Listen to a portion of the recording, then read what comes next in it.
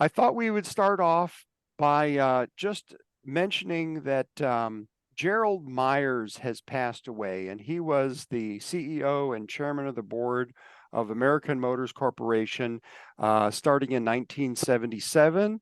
And he was involved in bringing Renault into the mix. He was 94 years old. He passed away a couple of weeks ago in Michigan. Worked his way up through American Motors during his 20-year career, and an important guy in the history of AMC. And then we have a very special guest this evening. Dan Sayer has joined us, and I'd like to take just a moment and tell you a little bit about how I met Dan. And it started with a Craigslist ad. I guess a lot of things in life start with a Craigslist ad. And what happened is there was a very original, very clean, rust-free 1973 Hornet for sale that was first year of the hatchback, 1973. It was a 258 straight six automatic, power disc brakes, power steering. I understand it was an Arizona car. Dan lovingly restored it for his son to use as a daily driver. His son wanted something different, and Dan had offered it for sale. It was near where I work in San Marcos, so I went out to look at and met Dan. I didn't buy the car, but the guy who did buy the car is now moving, and he's in a rush to sell it. So if anybody is interested in a really clean, really nice 1973 Hornet, it was out in Arizona. It's got some sunburn, but it's not a rusty car by any means, although a little bit in the corner panels. And they put in a Champion radiator, but other than that, the current owner really didn't do anything. Most everything you see here is Dan's work cleaning it up and doing the mechanicals. So if somebody wants a $5,000 really nice Hornet, it's available on Craigslist here in San Diego. And Dan told me when I went to go visit him at his house that he also has another Hornet. So take it away, Dan. Well, again, thank you, Tom, for having me on and let me be a part of your meeting tonight. I really, really appreciate it. So here are some facts and figures about this car. So this was a stock car that Bobby Allison built back in the 70s, and he had just kind of came off of a relationship with Roger Penske. I'll get more into that. But he built this Hornet in the 75 timeframe. Originally, it was built in a red, white, and blue livery, similar to like what you see on the Javelins and things like that. I'll show you some pictures of what that looks like. Raced it at some short tracks, but then he ended up landing a pretty significant deal with Cam 2. Some of you guys might remember the Cam 2 motor oil back in the day, which we'll talk a little bit about that too. There was a NASCAR Daytona modified event that he ran that vehicle in February of 76, dominated that event. And we'll talk about that a little bit more.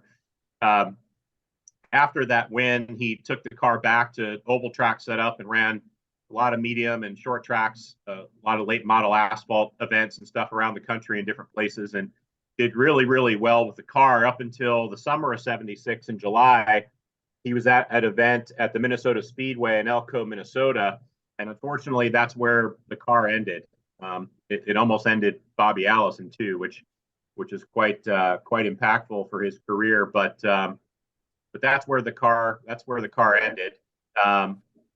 Over on the right there, the chassis, some information about the car itself.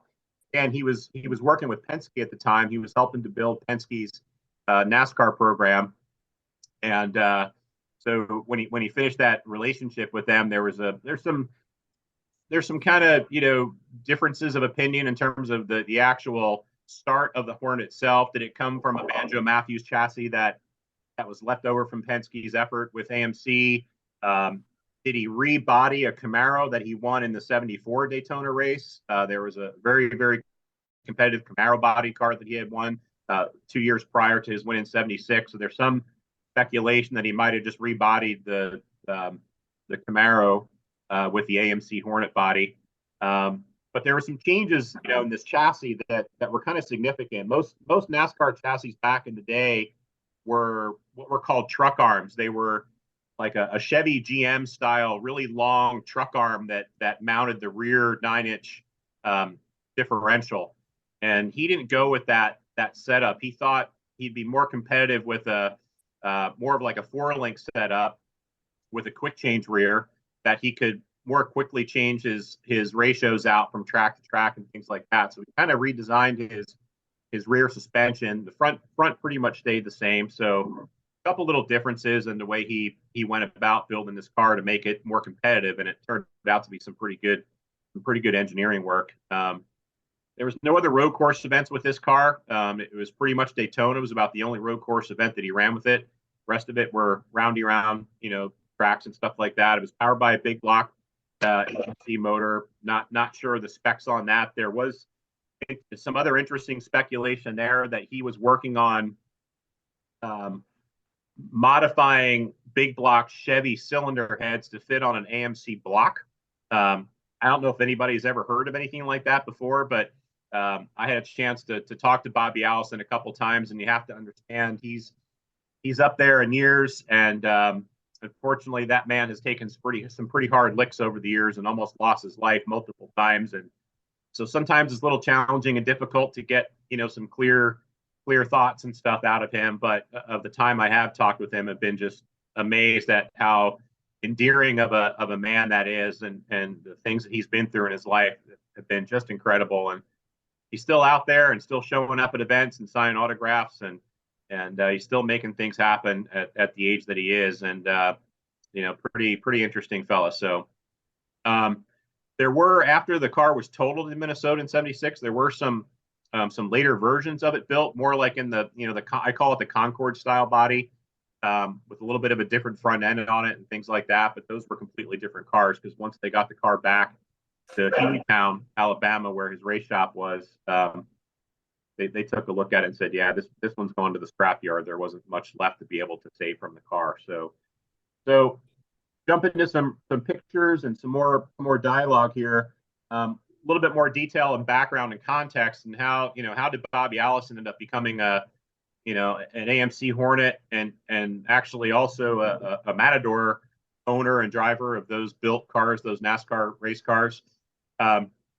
Mark Donohue was instrumental in that relationship. Many of you guys know Mark Donohue, the ultra competitive and ultra winning Trans Am driver. You see there the picture of the Javelin Trans Am car that they raced in the Trans Am series very competitively.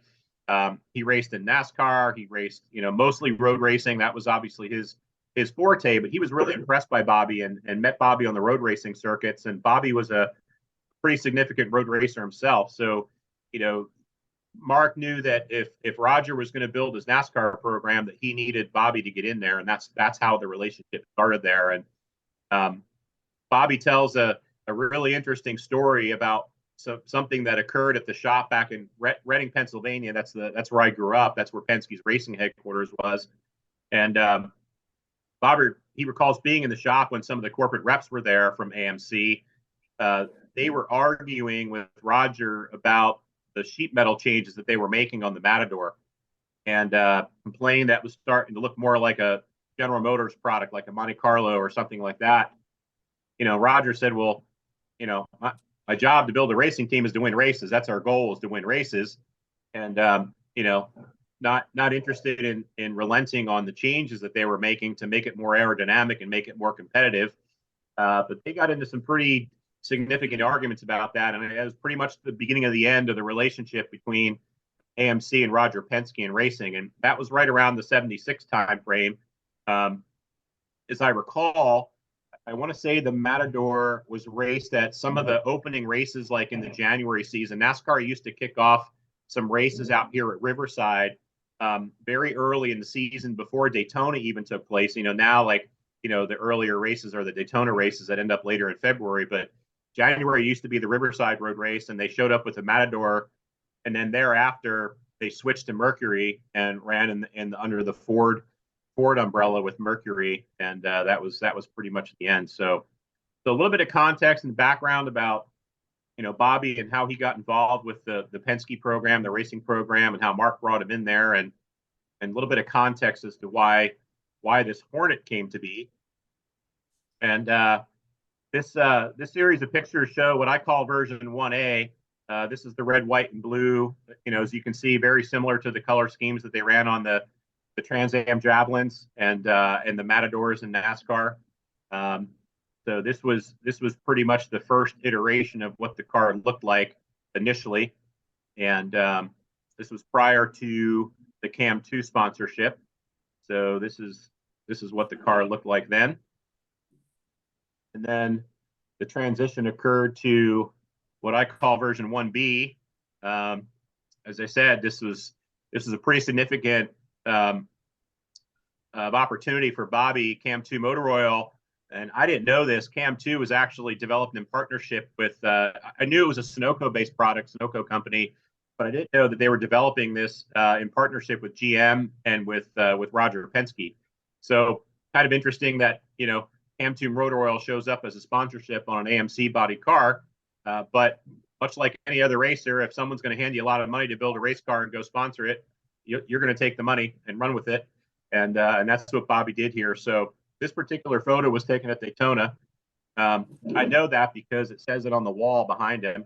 So that was pretty obvious where this photo was taken. Sometimes it's difficult to understand some of these historic photos where these were actually taken, but this one was definitely at Daytona there in the starting grid in 1976 for this event. And as I said, he very, very competitive, pretty much led every single lap of that race. And it was on the road course at Daytona, which, you know, if some of you are familiar with that, that's like the 24-hour course that they race the 24-hour endurance race on. It uses some of the high banked oval and then a lot of the infield for road course. So it's turning left and turning right and hitting some high speeds on the bank and things like that. But pretty much everything but his pit stop laps, he won that race in. Here's some more shots of the road course. This is a great shot here showing all the other asphalt modifieds. And what NASCAR was doing here, NASCAR was trying to open up their larger events to some of the Saturday night, you know, asphalt guys, and you know, it drew some crowds. It was very, very fun racing, very fun to watch. Some of these guys that are only used to setting up their cars and driving left-hand turns, they were now forced to turn right and left and make those transitions on the flat infield part of the course to the high banks of the oval, and pretty much where Bobby was in his sweet spot and knew how to do that and knew how to set up the car. So pretty neat photo here of the car in the pits, up on jack stands there with the sand and everything at Daytona, and then out on the road course there at Daytona.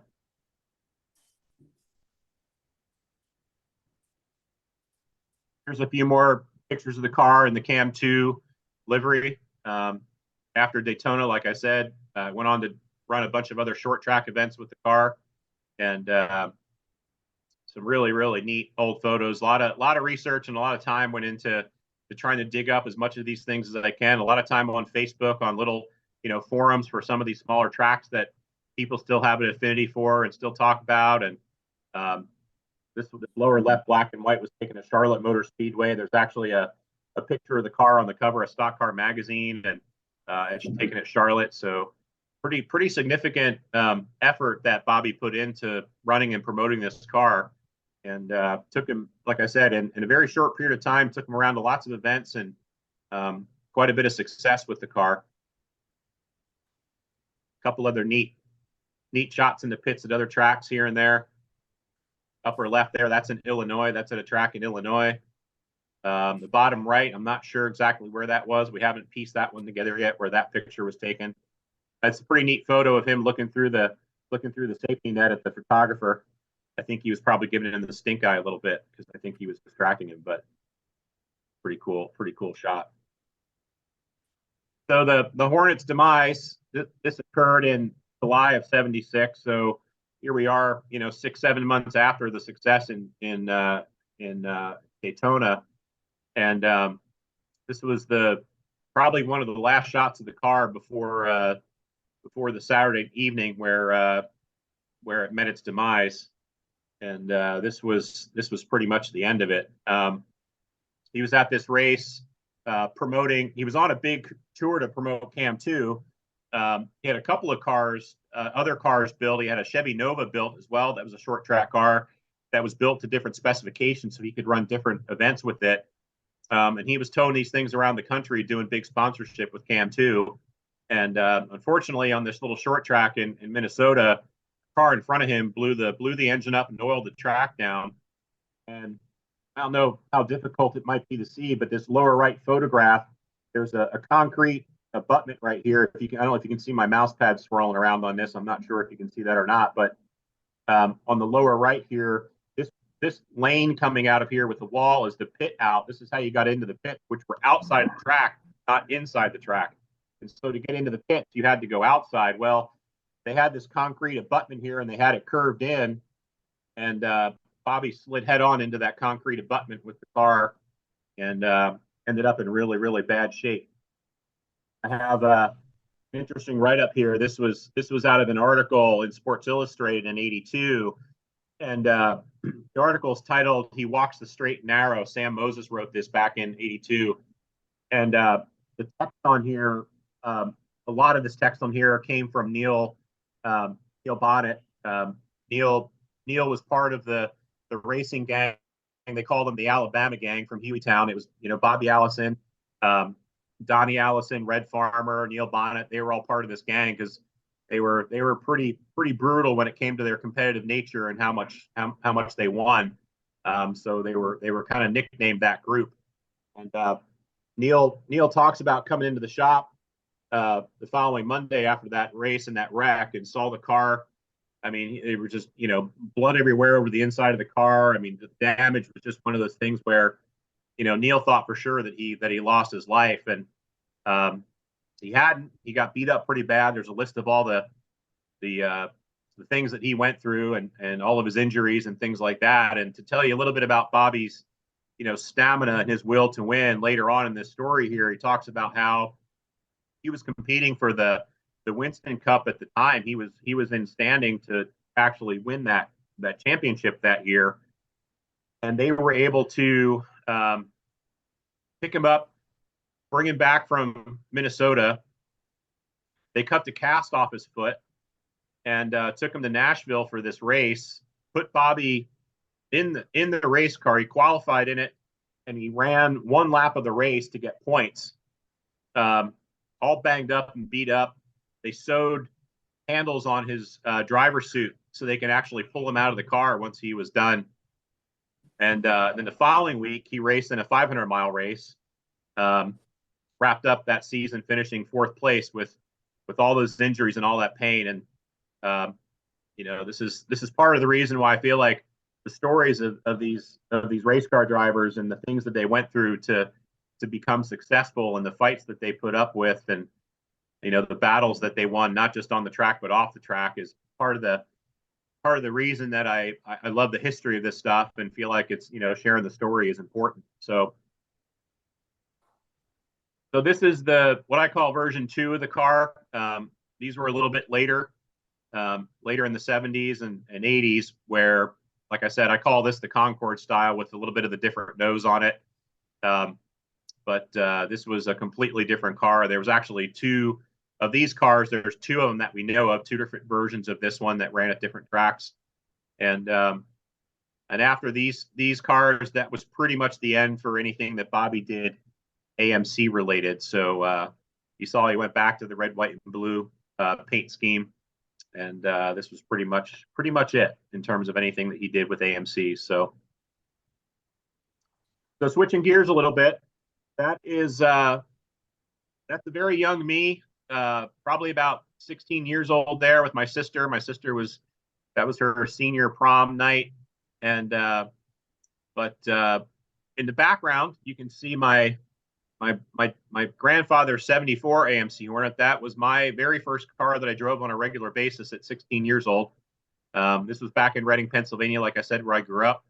And that's my neighbor's busted up, broken down Jeep sitting there in front of it. But that was my first car. That was the car that got me everywhere I need to go, got me to my jobs, and got me to school. And it was a darn looking car. I really liked that car. Really neat color blue and a white top. And that too was a little 6-cylinder with an automatic. And really, really enjoyed driving around that car. My grandfather was up in years, and it was one of those situations where it was time to have the conversation about, giving up driving. He was having some little fender benders and not doing so well behind the wheel of things. And he said, well, the only way that I'm giving up the car is if Dan gets to use that as his everyday car. So I was super happy with that, and ended up becoming my first car. So that was pretty neat. And coming from Reading and growing up in Reading, as I said, that's where Penske Racing's headquarters has been for years before he consolidated everything down into the North Carolina area where all the rest of the big race shops are. But that was always Penske was always a hometown hero for us, and so we always used to root for him. And so there's multiple connections on multiple levels that kind of led me to the conclusion that I'd really like to recreate and build a tribute car in the Cam 2 sponsorship livery. I thought that was the prettiest looking and neatest looking paint scheme. So I undertook this journey here and started to find out what it was going to take to build something as close to period correct as I could. And I found this late 70s Banjo Matthews chassis in Georgia, Macon, Georgia. So I took a trip to Macon, flew out there with a little bit of cash in my hand, and picked up a Penske truck not too far from the Atlanta airport. Drove to Macon and loaded this old Banjo Matthews chassis up. It was kind of an interesting story. I was doing some Google searches on these chassis, and found this one that was at an auction, but the auction was like 2 or 3 years before I found the photo. So it was an old auction listing, but I did notice that it was unsold. But the item never sold. This chassis never sold. And keep in mind, these old NASCAR chassis aren't very easy to find, right? You can find a lot of them into the the 90s era. There's a lot of 90s chassis around, but I wanted something from the 70s, and to try to find something from the 70s is almost impossible. So I thought, man, what I could do is at least maybe call this auction company. So I did, and asked them to pass off my information to the owner that listed the auction listing. Sure enough, he gets back to me and said, yeah, we still have it stored in the barn down behind the house. And so that picture on the left there is us getting it loaded up and towing it up from his little lean-to down there and pulling it up to the top of the yard and getting it loaded up into the Penske truck. So I went down to Tallahassee, Florida, picked my wife up, who was visiting her in-laws at the time from Macon, and we drove all the way across I-10. Some of you folks might be familiar with that drive. That isn't the most enjoyable ride, but came all the way across I-10 to the 8, and came here into San Marcos and unloaded this thing out of the back of the Penske truck. And how ironic is it that it's in a Penske truck? Like I said, there's a lot of neat little pieces to this. Here we are, Roger Penske, owning this big truck leasing company all these years later, and hauling this thing back in a Penske truck was kind of interesting too, and we had a great time. So that's the chassis that we dug up, and that green car there on the top might look familiar. That's the one that Tom just referred to, and so we wanted to find a donor car. We found that the green 73, and just realized after looking this car over, there was no way that I was going to cut this car up. It was such a nice car. It was so straight and original and clean. And my son was so excited because at 18, he was starting to drive. He didn't drive at 16, but drove at 18, and then ended up being his first car. So I thought that was pretty neat that in our family, our first cars, mine was a Hornet and his was a Hornet. And he really enjoyed driving it around, but his transportation needs were expanding in terms of longer distances and going lots of places. He's a music composer, and he's an instructional aide, so he gets around, and he ended up buying what I call an appliance car. It's a Honda Civic. Pretty much turn the key and change the oil and put new tires on it every now and again, and that's what he's driving around in. So we sold the Hornet. You heard about some of that story from Tom, but we did find this old derelict 74 out in the desert, and bought that at a really good price, and had a title, and not much of the interior was left. The interior was ripped out of it. There was no drivetrain, no engine or transmission in it, and it wasn't the straightest and cleanest of bodies, but it's enough to work with. And so this is the one that we decided we were gonna cut up and donate as a body for building out the Cam 2 Racing Hornet. So there on the left, you can see pretty much midway through stripping this thing down. And on the right is that's all that was left of it. It was pretty much a rolling chassis there. That was all that that was left after we ended up stripping this thing down. And some other photos here of us getting the body all trimmed up and getting it mounted up onto the chassis, the racing chassis, and a lot of trial and error. I mean, a lot of measuring, a lot of fitting and pulling off and putting on and trimming here and trimming there. You kind of take your time and work up to it.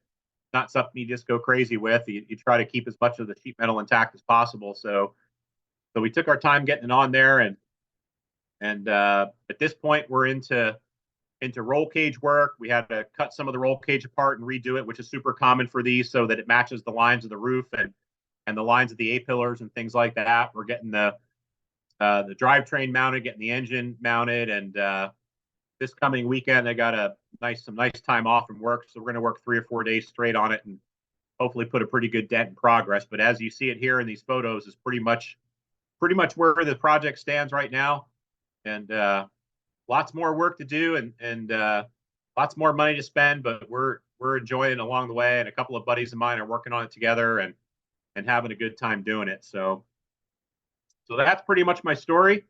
A couple more photos of it here in varying states of testing and test fitting, and gives you an idea of a little bit of where we're going with it. It's possible, not sure, but maybe there's going to be a Matador tribute car coming. Ironically enough, that car, the brown car in that picture, is something that we found in the desert from the same guy I bought the Hornet from. So possible you might see a Bobby Allison Matador tribute car coming too. I don't know. We'll see. It won't be my project, but I'll be assisting with it. But who knows? We'll see. Love those cars and love the designs. And, what I really like too is there's this concept, and some of you may have heard of this, is the whole concept of, racing and winning on Sunday sells cars on Monday. And that's really what AMC was trying to do here. I mean, by connecting with the likes of Roger Penske, especially the success they had in the Trans Am program with the Javelins, and moving that over to NASCAR and having some success in NASCAR too, that AMC was trying to compete with the big guys, right? And we all know those stories, and this was a platform that they could invest into and try that out and see if that worked. And I think to some extent, that gave them some success. But obviously with AMC, the rest is history, right? And that's where they ended up. But that's my presentation. I know that was a lot. I kind of went through that rather quickly, but just wanted to be sure that I honored everybody's time and gave you guys the high points and showed you some good photos along the way, and certainly open to any questions that anybody might have. Like I said, I'll do my best to answer those, and we can go from there. Wow, that was awesome, Dan. Really great. You put some polish on that presentation since you previewed it last month. Yeah, thank you. Thank you. And I see we have a bunch of people that have showed up. Thank you, everyone, for being here. I'd like to open it up for questions. I may have muted your microphone because of sounds on the table or glasses or whatever. I wanted to make sure we heard Dan. So if anyone has a question, go ahead and unmute your microphone, and I might have a couple as well. Dan, that was just great. I loved it. The Penske truck and the history, and hitting that barrier, that was a rough stop. That was a hard way to stop. Yep. But I think it's great you're building this tribute. And whoever wants to ask questions, go ahead. I have Bobby. Yeah. Go ahead. I have a Bobby Allison related question. Yeah. I can't remember how many years ago, maybe 5, 6. We ran into him and his wife at SEMA, and spent some time talking to him. At the time, he was putting together a museum, and I'm wondering if that ever happened. I can't find it. When I Google it, so I'm not sure if he ever got that done or not. Yeah, I'm not aware of that. I know, I'm trying to think of how many years ago it was his wife June passed away. It was like 2 years after we saw them. So. Yeah. I'm not sure, because I've been in pretty regular touch with his daughter, Bonnie.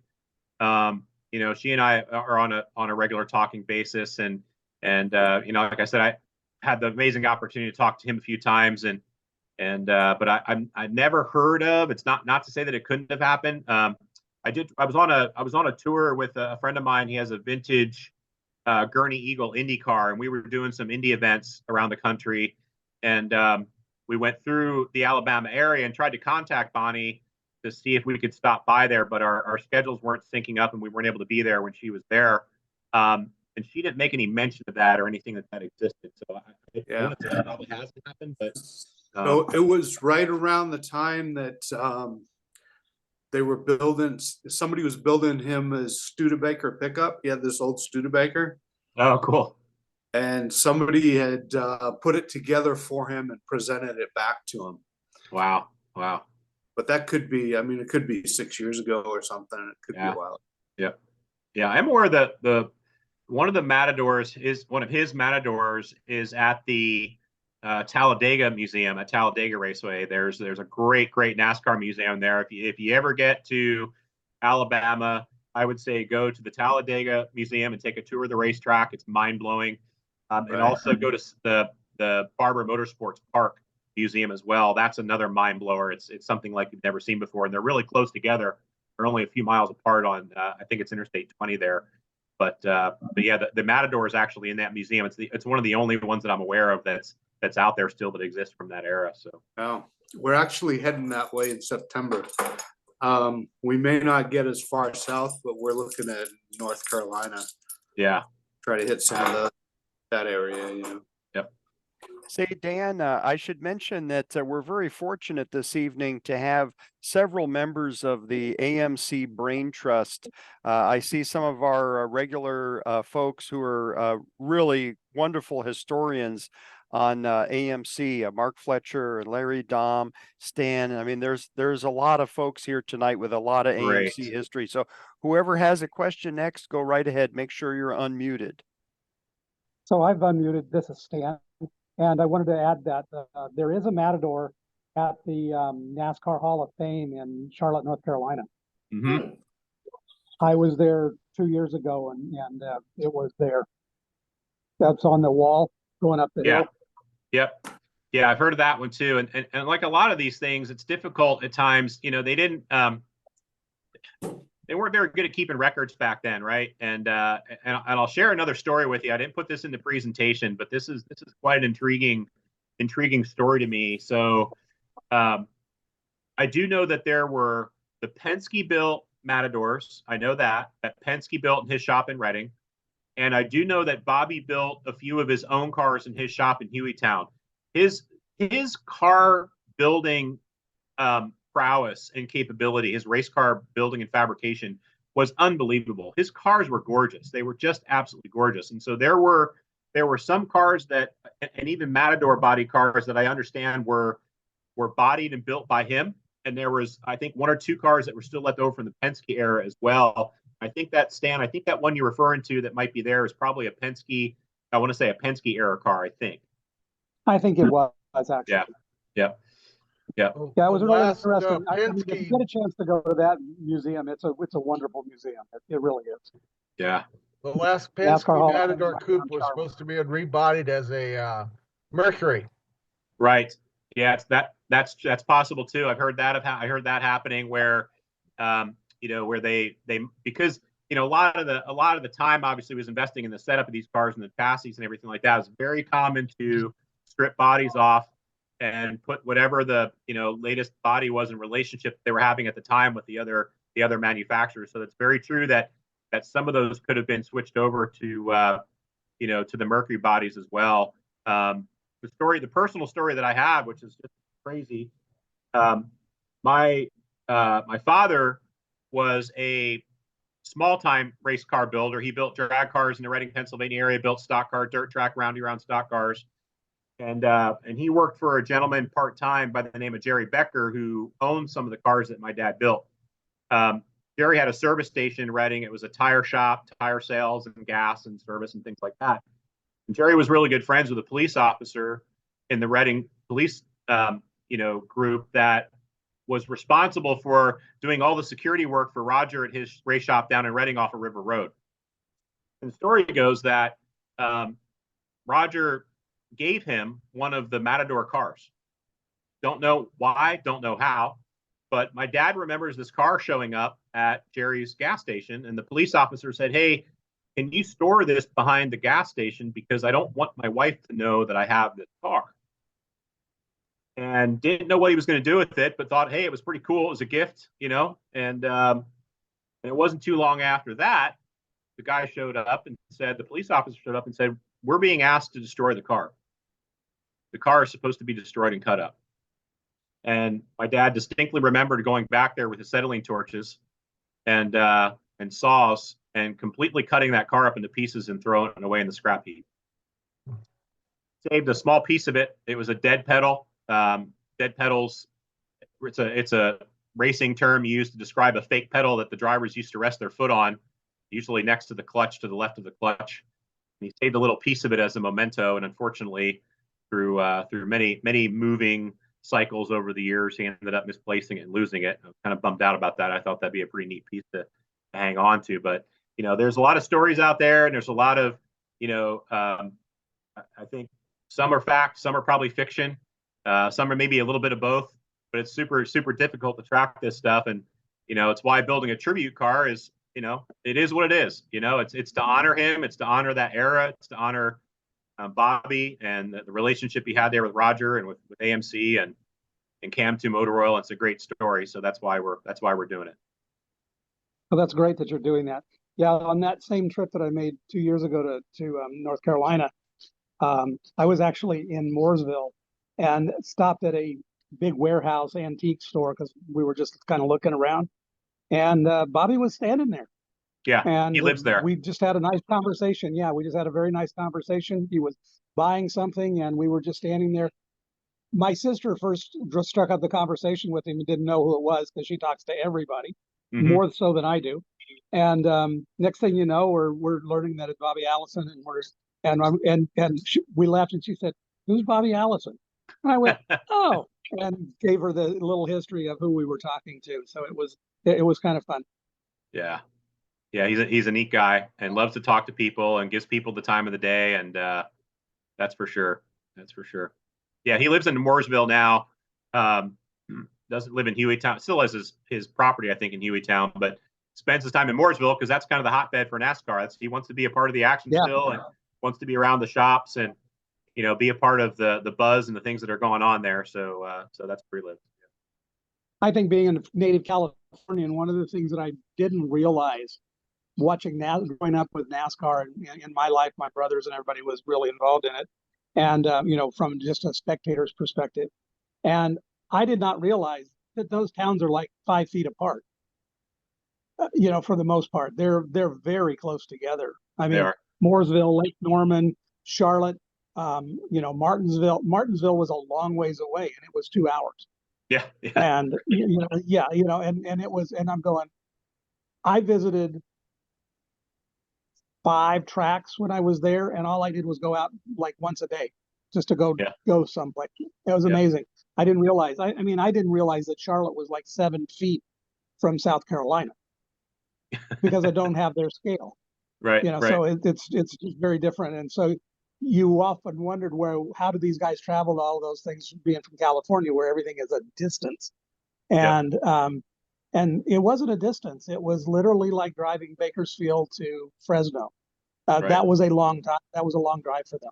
So I was surprised by that. But I got a nice tour of Martinsville while I was there. Great. You know, Dan, one of the things that comes to mind when I watched your presentation was that when a race car goes through multiple liveries and then someone is restoring it or building a replica, you know, decisions have to be made as to what version you're going to restore. My personal favorite AMC is one that was raced in Carlsbad Raceway. And that's an SSAMX, started out as Trippin' the Lights Fantastic, and then became the Sheriff of Nottingham.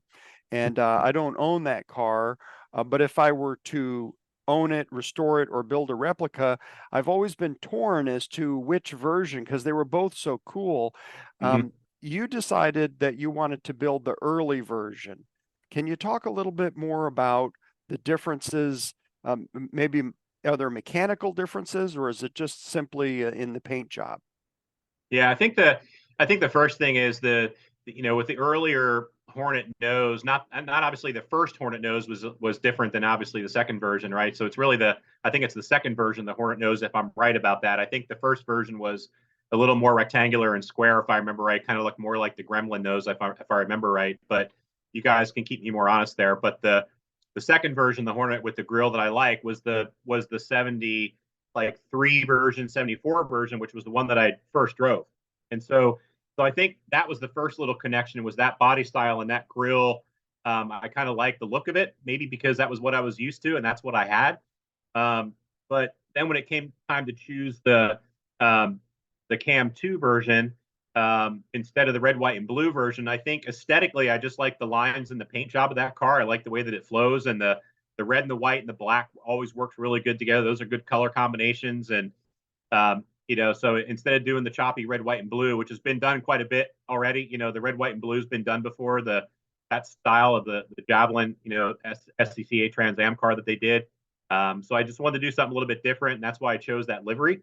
But as far as the era goes, the other option, I want to say is there's the potential that this car might be street legal and driven on the street. I'll say street legal in quotes here in California. And so being a pre-75, that kind of helps a little bit because I don't have to worry about smog and those types of things. So it's possible that might have a little bit to do with it as well in terms of the era of the car that I chose. So, yep.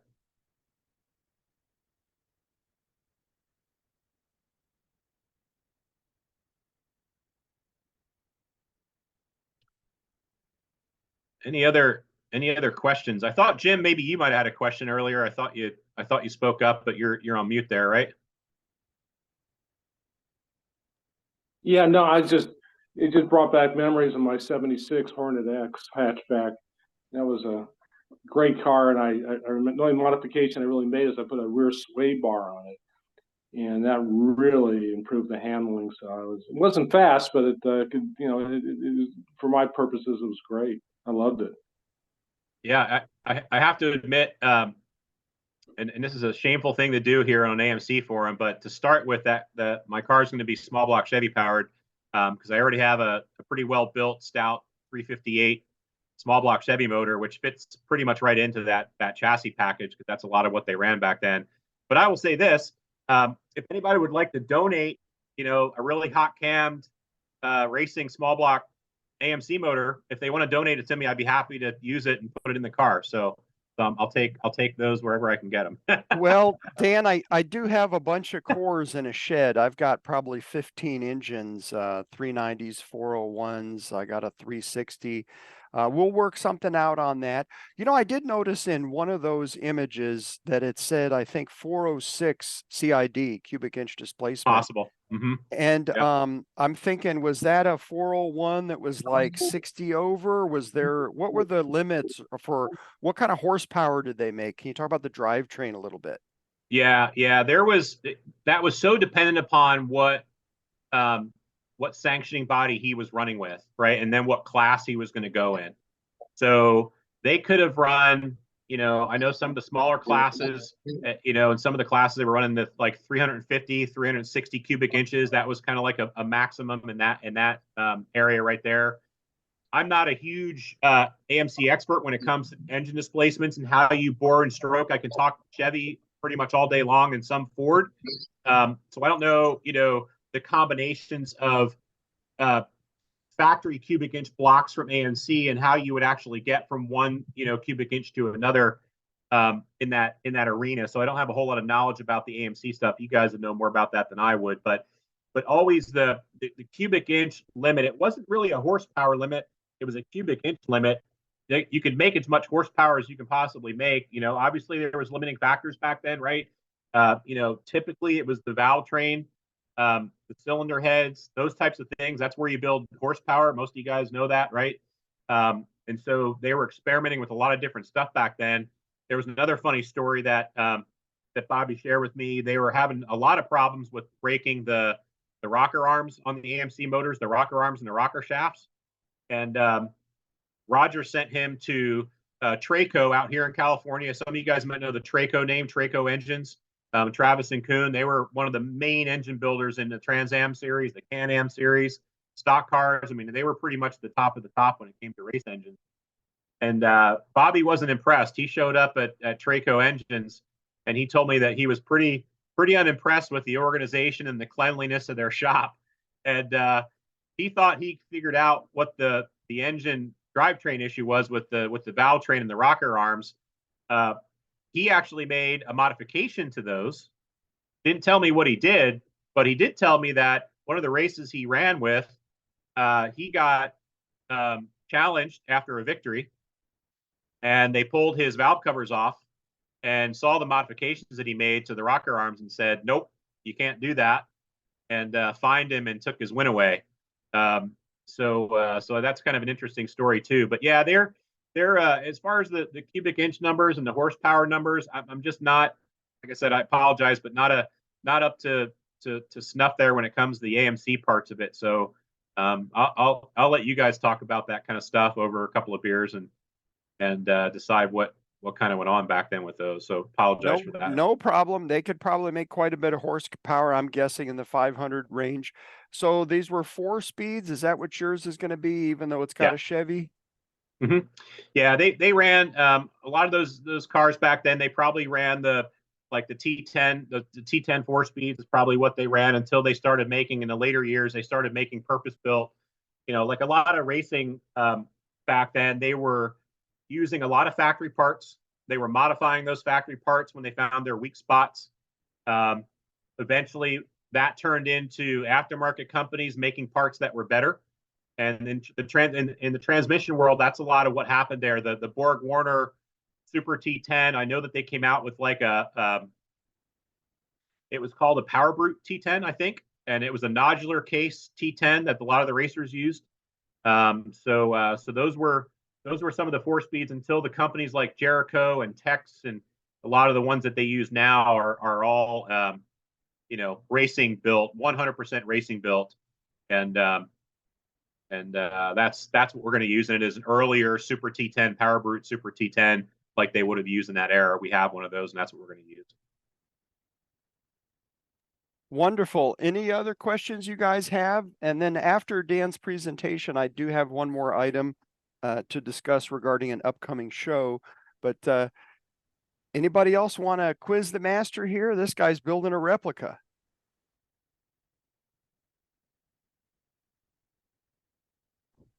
I came in late. A replica of what?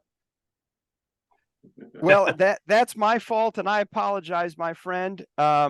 We have a special guest visiting from Northern California, and I accidentally sent him the wrong link. So my apologies. We are going to be archiving. I'm recording this, and I intend to archive it on YouTube so that we can refer to it in the future and other people can enjoy it.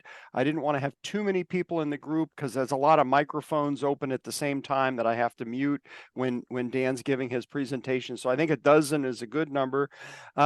Perhaps, if you don't mind, maybe just give a little bit of a story briefly about the custom hump fender Javelin that you've been campaigning and working on for years, so Dan has some reference.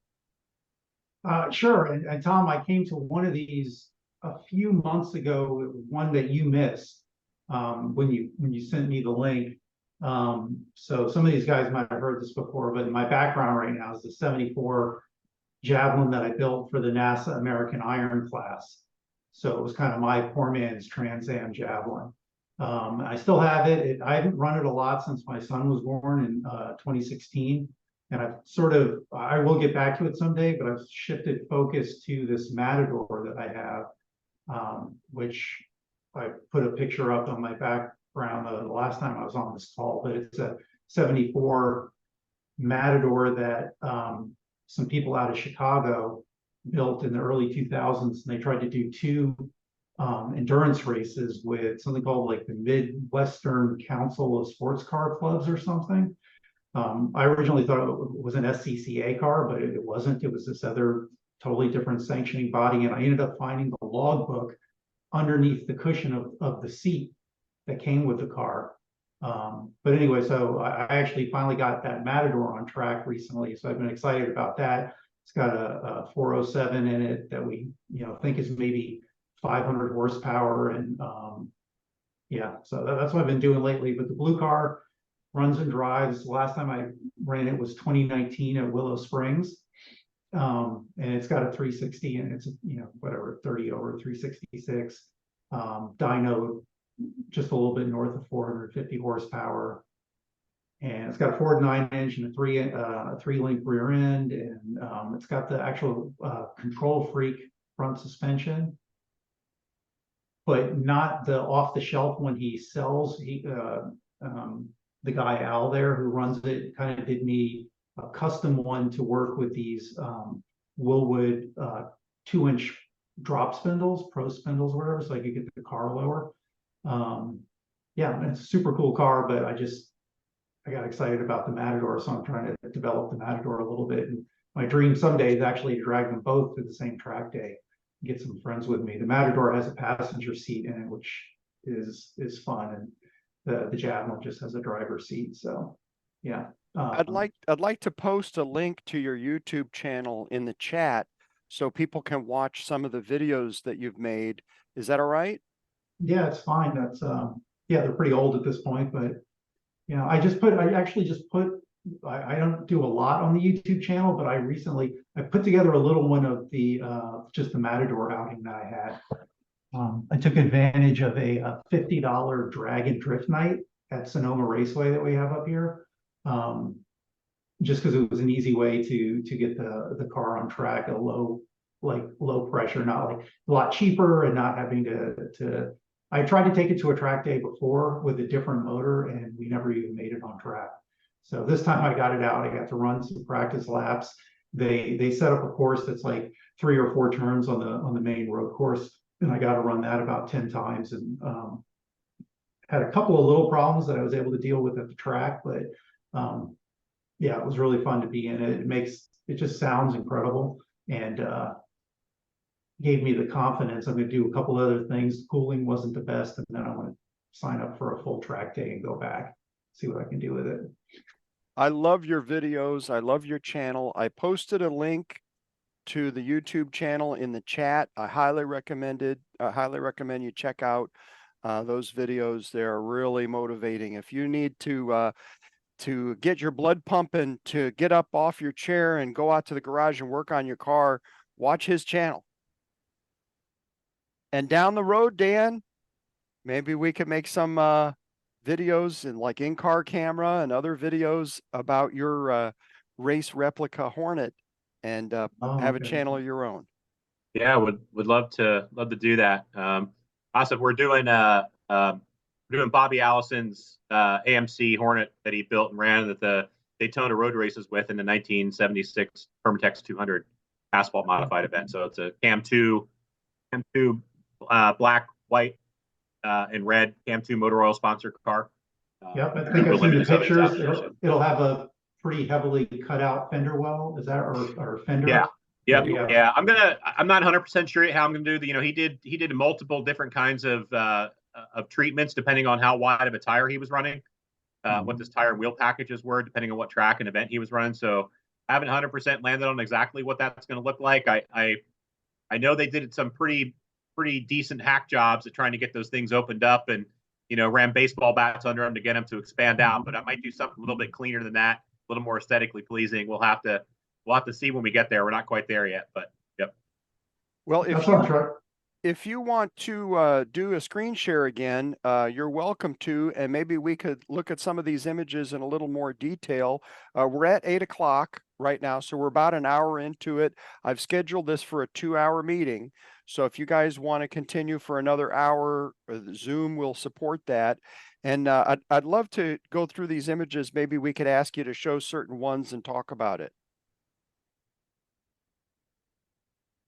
Yeah, this is probably one of the cleaner images I have. And as you guys can see, what he's talking about is how they would go about clearancing the the fenders, they drop these bodies so far down on the chassis for aerodynamic purposes, and obviously roll center, weights and things like that. So as you can see, there isn't much left of the front fender. It's the body so low on the chassis that, they essentially build a sheet metal arc transition from the front piece to the rear piece of the front fender, and flare it out a little bit. So this is kind of one version of the way that looks. That's the Matador. Obviously, that's not quite it. I gotta say, I have always admired the factory flares on a Hornet too, especially the front ones. They're some of the most gorgeous, factory fendered flared flares on a car. I almost want to try to figure out a way to incorporate those. The wheels and tires I'm running are not going to be the ones that you see in the picture here. They're going to be a little bit wider than that. So we'll have to piece all that together and figure it out. But if I can figure out a way to incorporate the factory flares in the whole setup, I think that's what I'm going to do, because this car is not going to quite sit as low as Bobby's car did, because it's going to be street legal. So I might have an option to work that in a little bit. But we'll go back to some of the original race car photos here of the car. Here's some other versions of it. As you can see, they did all kinds of interesting things, as I was saying, with fender flares, just to deal with the the wheel and tire packages at the time, and depending on the track and things like that. They did some interesting stuff back then with these cars. So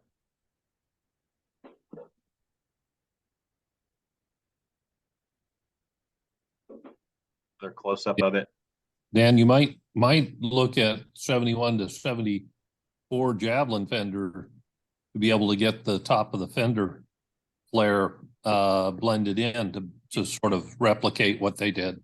Yeah, I see that. Yep, for sure. Looking at that, it makes me think that you're going to have to remove the troughs.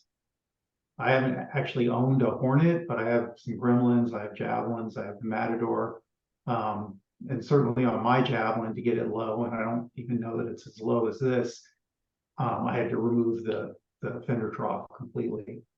Yeah, you have to notch it severely or just remove the whole thing. Yeah, typically what you're going to find here with the way that they skin these race cars is that they really only use the outer skins, and they cut away pretty much everything else on the inside. And the fenders are really attached with just a few pieces of rod to hold them up and to hold them in place. There's not much inner structure of the car left at all. That's pretty much the way that they did these things for weight reduction and for simplicity. And so it's really just the outer skin. A lot of the inner bracing and trussing and all that stuff has been cut out.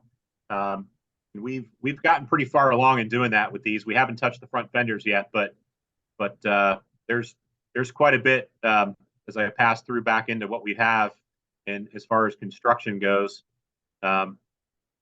we've got quite a bit of the car cut away already.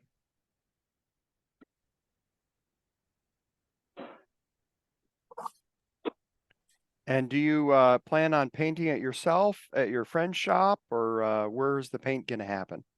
Yeah, I'll do the layout of the graphics and the paint myself. Again, I'm a little bit of a stickler, I think, when it comes to that. I want to try to get as close as possible to the way that the car looked. So that takes some time, and it's not that you don't trust somebody, but it really comes down to dollars and cents. And, this isn't going to be a base coat, clear coat, wet sanding, buff out kind of showroom, finish on here. This is going to be a race car finish to replicate what they would have done back then, right? It's they didn't spend a whole lot of time on these cars because they knew they were going to get wrecked, and they were going to do a lot of body work to them over time. So we're going to try to keep it as real to the way that they would have done it back then. So I'll do all the body work and all the prep work and all the painting work and the striping work. Some of the lettering, I'll probably farm that out. I'm not that good at that. So I'll probably have some of the hand lettering done. I've collected almost every single one of the decals that you see on this car in different stages. I have a lot of original decals, Reed cams and Borg Warner and Excel and Hurst Earhart and Die Hard batteries and Penske Racing products. I mean, I have pretty much every decal that goes on this car. Some of those decals are super rare, so I'll probably just end up making replicas of the decals as well to put on the car. something happens, I'd hate to have a real original rare decal get tore up. So we might just go with some replicas of the ones that I have of the originals. But yeah, we'll do. We're going to do pretty much all that work ourselves here at the shop I work at down in Spring Valley. So, yep. So you're just skinning a stock car chassis? Is that what's happening? Exactly. Okay. Yep. Yeah, it's exactly what it is. This is a Banjo Matthews chassis from the 70s that I found in Macon, Georgia, and which is identical to the way that Bobby would have built this car back in that time frame. Yep. Are you going to number it 22 or 42? Can you show the image again of the original livery? Yeah, it's Is that he ran what his you're number. going for? Yeah, exactly. That's the color scheme and the paint scheme right there.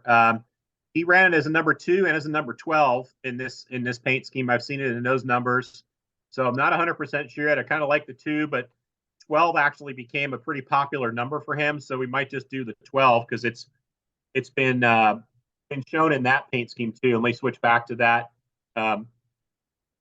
look at when it ran at Daytona in 76 and 1. It was run as the number 12 car, but as you can see here, it's all number 2. But there's a good chance at Daytona he had to run it as 12. It's possible that somebody else already registered 2, because if you look close on that picture, you can see the 1 was added. Doesn't quite match the 2, and that was. Yeah, I see that now. Yeah. Now, wasn't there fairly, an early picture that showed 22 and 24? Yeah, there were the red, white, and blue cars. Oh, you're going for this, the Cam 2, mostly Correct. red with the black. Okay, you're not going for the blue, white, and red. That's right. Okay. That's right. Yeah, that was the later one that ran with the 12. Pretty common to see that as the number 12 car. So, yep.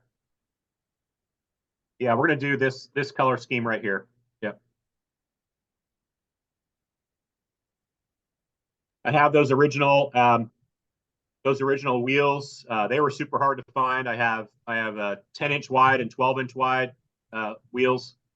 So I have them, and I have pretty much everything I need to complete the car. But like I said, for now it's going to be small block Chevy powered, and then someday we'll build a hot popped up dry sump AMC motor for it and swap an AMC motor back in it. Yeah. I was looking at the pictures that you had, Dan, and it appears that when it was red, white, and blue, number 12, that it had a Concorde appearing grill to it, which is different than a Hornet. So that's all. Yeah, which photo do you see that in? Go to the red, white, and blue number 12 when. Correct. Yeah. Yep. There. Yeah. So this is the earlier. That Yeah, seems that's to me earlier. like that's a little bit like the earlier grill, right? Right, but you had one and it showed the front, and it was actually a Concorde divided headlight from grill look to it. Yeah, let me show you that. Let me show you that version. That was a little bit of a later, Right. Like that one there. There it is, right there. Yep. Yep. Yeah, these cars came after the Cam 2 car. Cam 2 car, like I said, was total in Minnesota. And then he built a couple of these, at least 2 of them I know of for sure, in this more like the Concorde, like you said, the Concorde style. Yep. Those are some big and fast, quickly made looking fender flares on there. They sure are. Yep. Those are great. They don't even match right to left. Yeah. No. Yeah, that's true. Yeah. For certain reasons, certain ways, they had these guys did some really interesting things, and they knew their stuff, you know? Well, that was wonderful, Dan. Big applause. Wonderful presentation, great content, great stories, and you really put the polish on the look of it. I'm very grateful for your presentation. Does anybody else have any comments or questions, or should we move on to the next item? Larry, what do you think? You're a great historian for American Motors. Do you recall this race program? Sorry, you gotta unmute, Larry. I muted everybody earlier because of noise. Unmute. Hit the mute button. It's in the lower left. Up, you know, or up in the right corner. There'll be an unmute. Yeah, there you go. Okay. Yeah, I remember. Okay, Larry. stuff. Yeah, no. Sorry, it took me a minute there. It's been a while since I've been on Zoom. But yeah, I've got some stuff on it. But Allison was hooked up part of the way there. You could see Warner Hodgson, a National Engineering, and that was part of the AMC's Indy race car program too. So I am familiar with some of that. Do you have any pictures of this car that Dan didn't show? I think I may have one. I got off National Engineering. Well, if you could share it with him, that would be great. If you need an intermediary, you know, just go to amx390.com and email me, webmaster@amx390.com, and I can help you. Or if you want to just post your email addresses in the chat, I think you guys are both deep into the AMC history of you know, these race programs. Well, my email is real simple. It's larrydom@yahoo.com. Larry _ Dom@yahoo.com. Oh, it's an underscore. Can't make it much simpler than that. Okay, Larry _ Dom@yahoo.com. This video is going to be archived on YouTube, Dan, so if you need to refer back to it, you'll be able to. Well, that's wonderful. You know, I hope you finish this project. You've come a long way. How long has it been since you started it? Well, I'm almost ashamed to admit it. We picked that chassis up probably, it's coming up on four years now. I think we've had the chassis. I had another build that was ahead of that one that I finished up. I had a 65 big block Corvette that I finished up and sold. So that was ahead of the AMC, and so we had to finish that up and sold that recently, and now we're back on the AMC pretty much full time now. And when I say full time, not really full time, but as full time as I can make it. So we've been at it for pretty actively now. We've been at it for about 6 months, off and on. I don't do this full time. I full time. I'm a business analyst. I work in the IT world. So this is just a passion and a hobby of mine that I do when I have some spare time. And my wife knows exactly where I'm at when I'm doing it. So she supports me in it, which is great.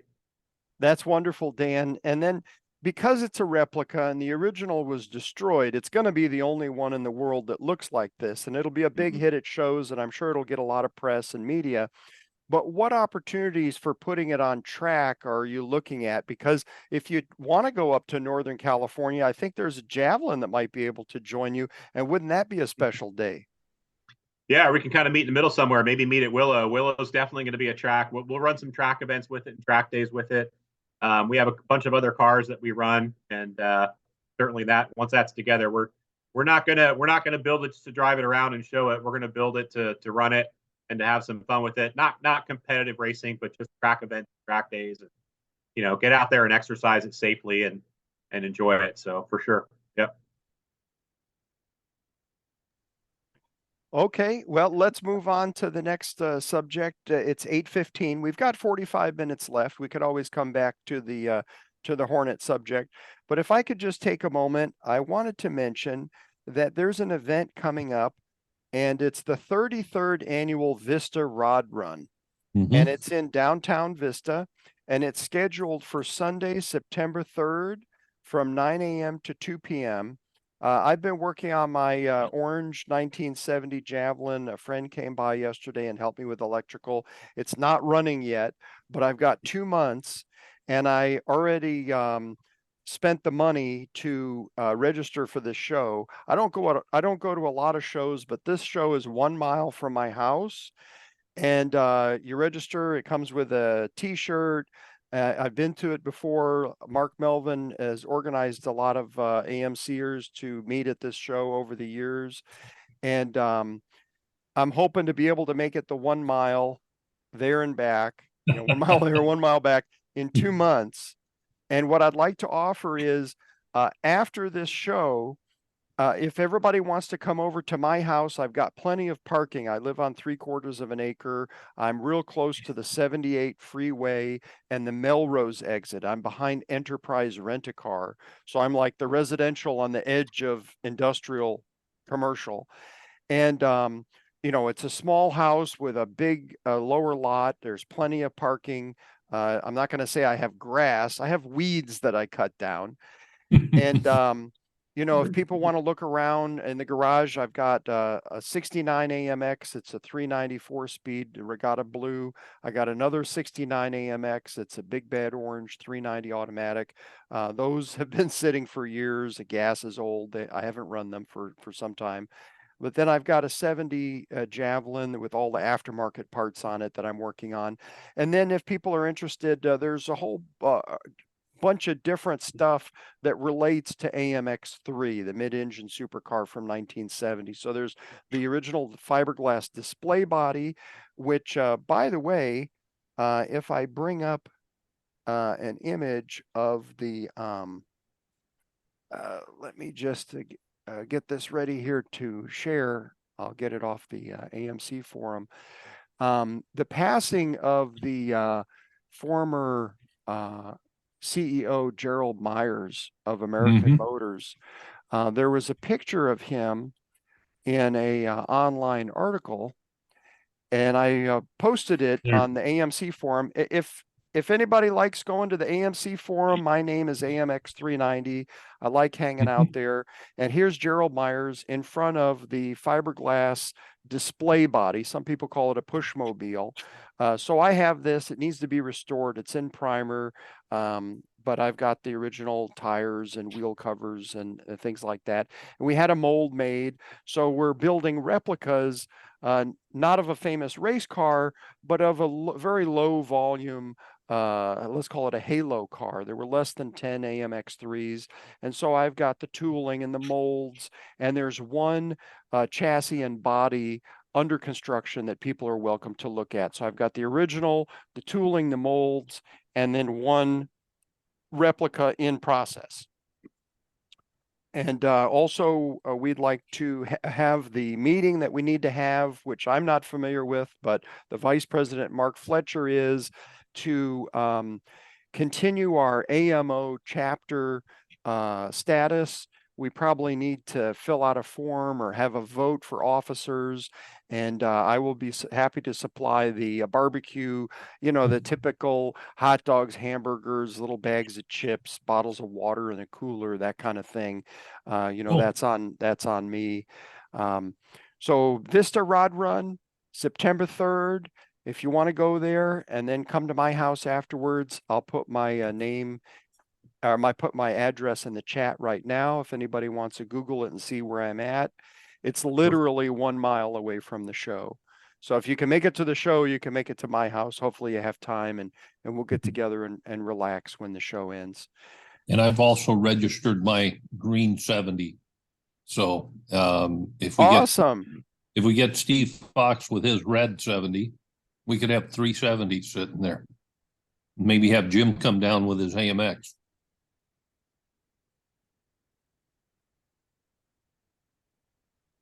Unfortunately, I'll be out of town, but Well, yeah, but isn't there somebody that can bring your car? It's nice. nobody I trust. Yeah, it's nice to see you, but it's mandatory we see the car. Yeah. I just will you allow Mercury parking? Sure, yeah, no problem. It's okay. All right. I'll bring my 50. I got a 50 Merc hot rod, no lead sled. I'll bring that. Oh, that'd be cool. great. Yeah, bring it. And then I put my address in the chat if you guys want to, you know, Google map it or whatever, figure out where I'm at. And then I'd like to put in the chat a link for Mark Fletcher's car that he's bringing when it was on Jay Leno's garage. So give me a minute and I'll put that in the chat as well. It's a really wonderful video. And I'll also put the link to Mark Melvin's car that was also on Jay Leno's garage. Right here in this meeting, we have two guys who had their AMCs on Jay Leno's garage video, which is on YouTube. That's probably 50% of the AMCs that have been on Jay Leno. Jeff Dunham had two of his Gremlin at one time. The comedian. Yeah.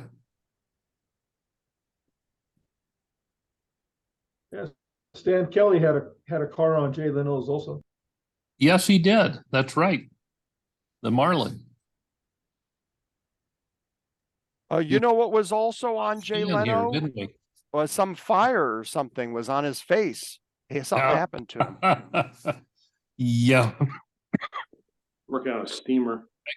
I actually have pictures of him lighting the boiler underneath one of his steam cars from back in 2012 when we first got to meet and tour with him.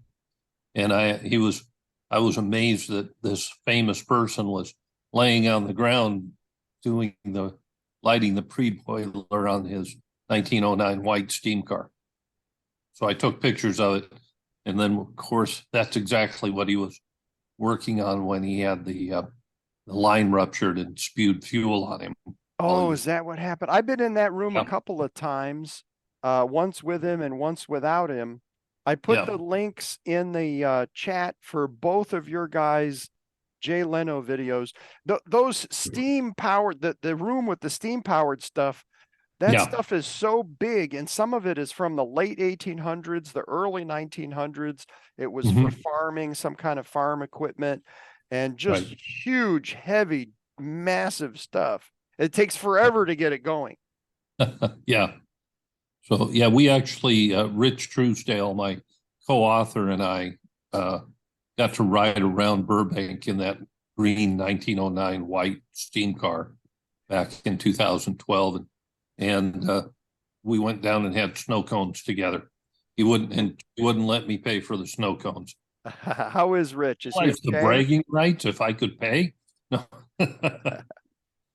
How's Rich doing? Is he all right? Doing pretty good. I haven't seen him this week. He is, the two incidents he's had this last year has changed his course of life. He's walking with a walker and has a wheelchair to get around. And so his strength is coming back very slowly. And for those that don't know, Rich is my co-author on the car books we've done, but yeah, he had undiagnosed diabetes that he ignored for a few years. That last year put him in the hospital for 3 months, and just as he was getting recovered, doing, pretty good, he bypassed a neutral safety switch on a car and inadvertently started it, and it ran him over. And he had been doing it for a couple of months, and anyway, it ran him over, and he woke up in the ambulance, and it was light when it ran him over, and when they resuscitated him, it was dark out. So he spent another 3 months over 3 months in hospital and care center, and just came out about 3 weeks ago now. Well, I'm glad he's doing better. Thank you for the update, Mark. It's about 8:25, so we still have 35 minutes left. And if you don't mind, Mark, I'd like to put you on the spot just briefly. Some people may not be aware, but if you could just take a moment and tell us a little bit about the books that you've written, whether they were solely yours or in partnership with someone else. Can you take us through a couple of these? Well, there's 3 of those that are actually Rich Truesdale's and mine. It seems like Mark Fletcher is a common name for other authors, but the Maximum Muscle came out last year. That's on 69 and 70 muscle cars.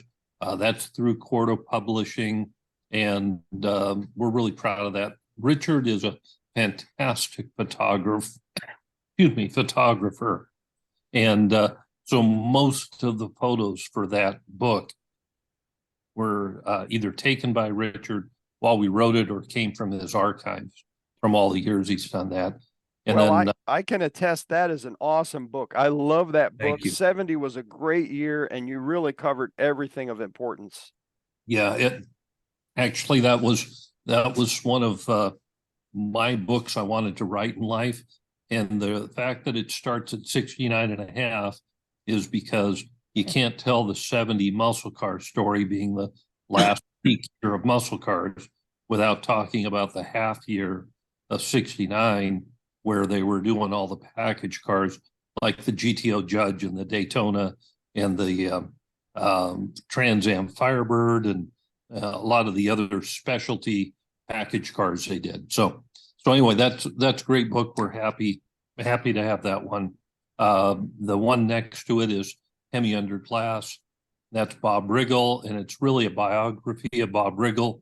And Rich and I worked together on that book as well. But being that most of the photos are historical photos, there was less of the photography of Rich involved with that.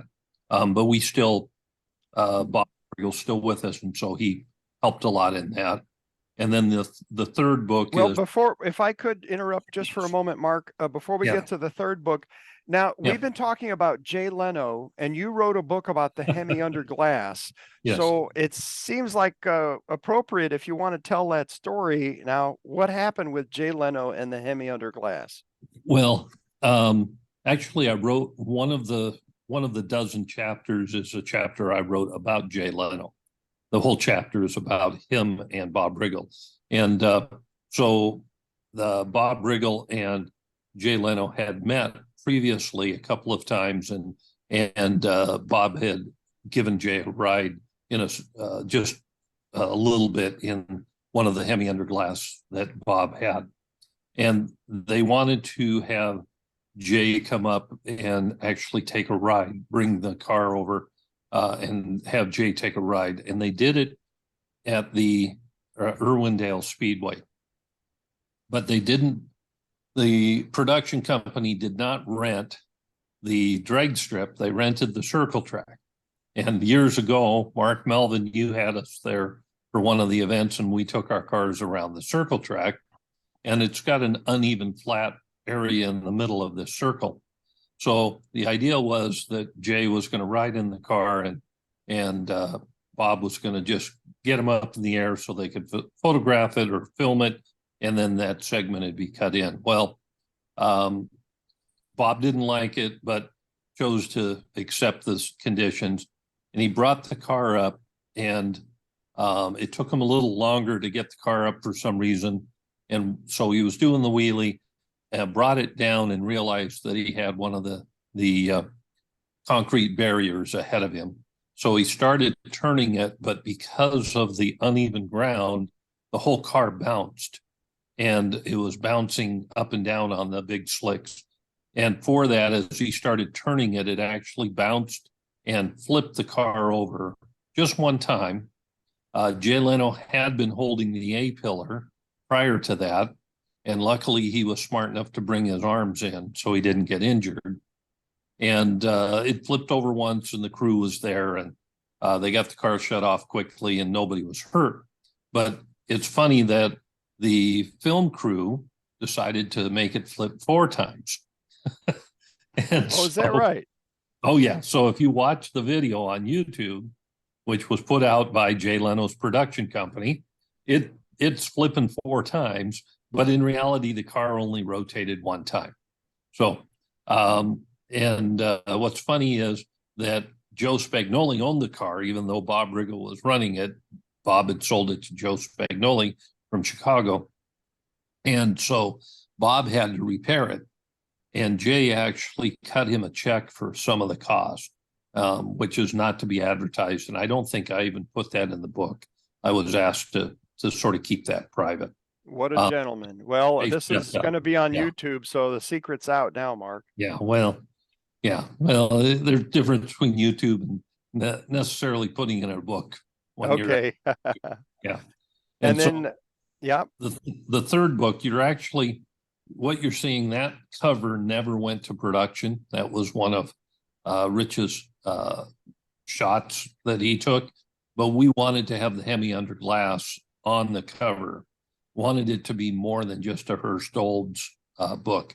And of course, there's a big chapter on the Hurst AMC relationships and Hurst and Pontiac and so on. But so that was the pre-production book cover that never went into production.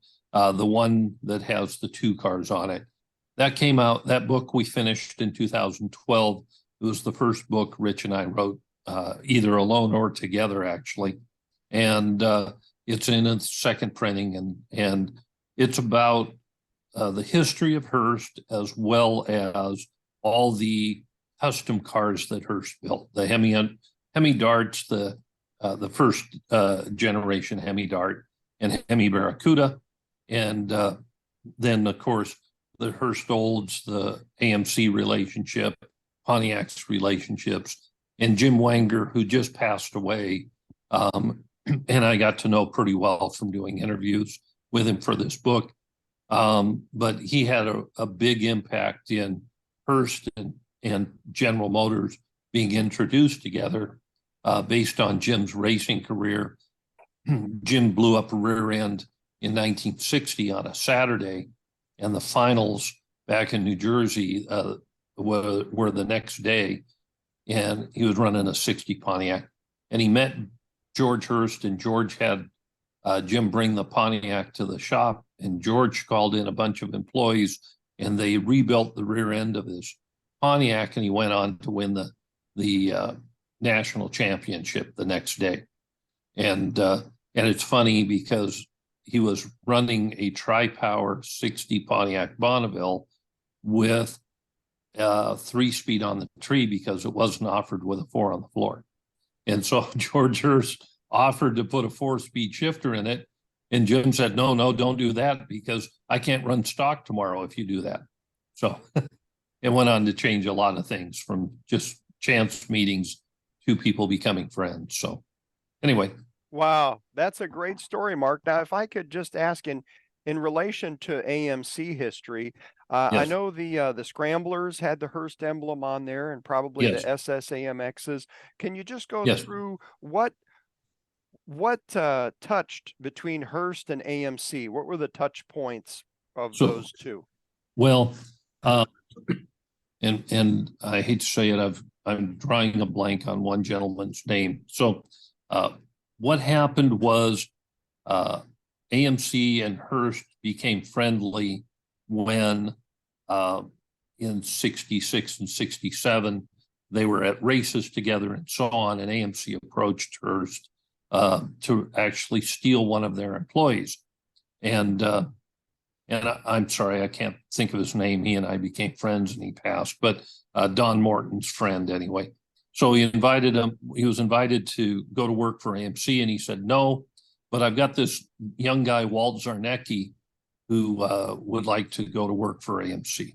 And so he sent over Walt, and Walt got placed at AMC in 1968.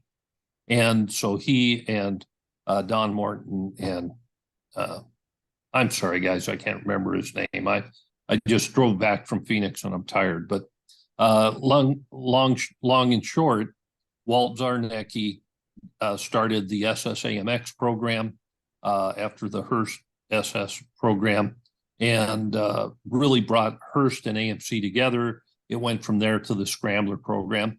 And if Walt Zarnecki, if the name sounds familiar, in 71, he went from AMC to Penske, and he's Penske's right-hand man.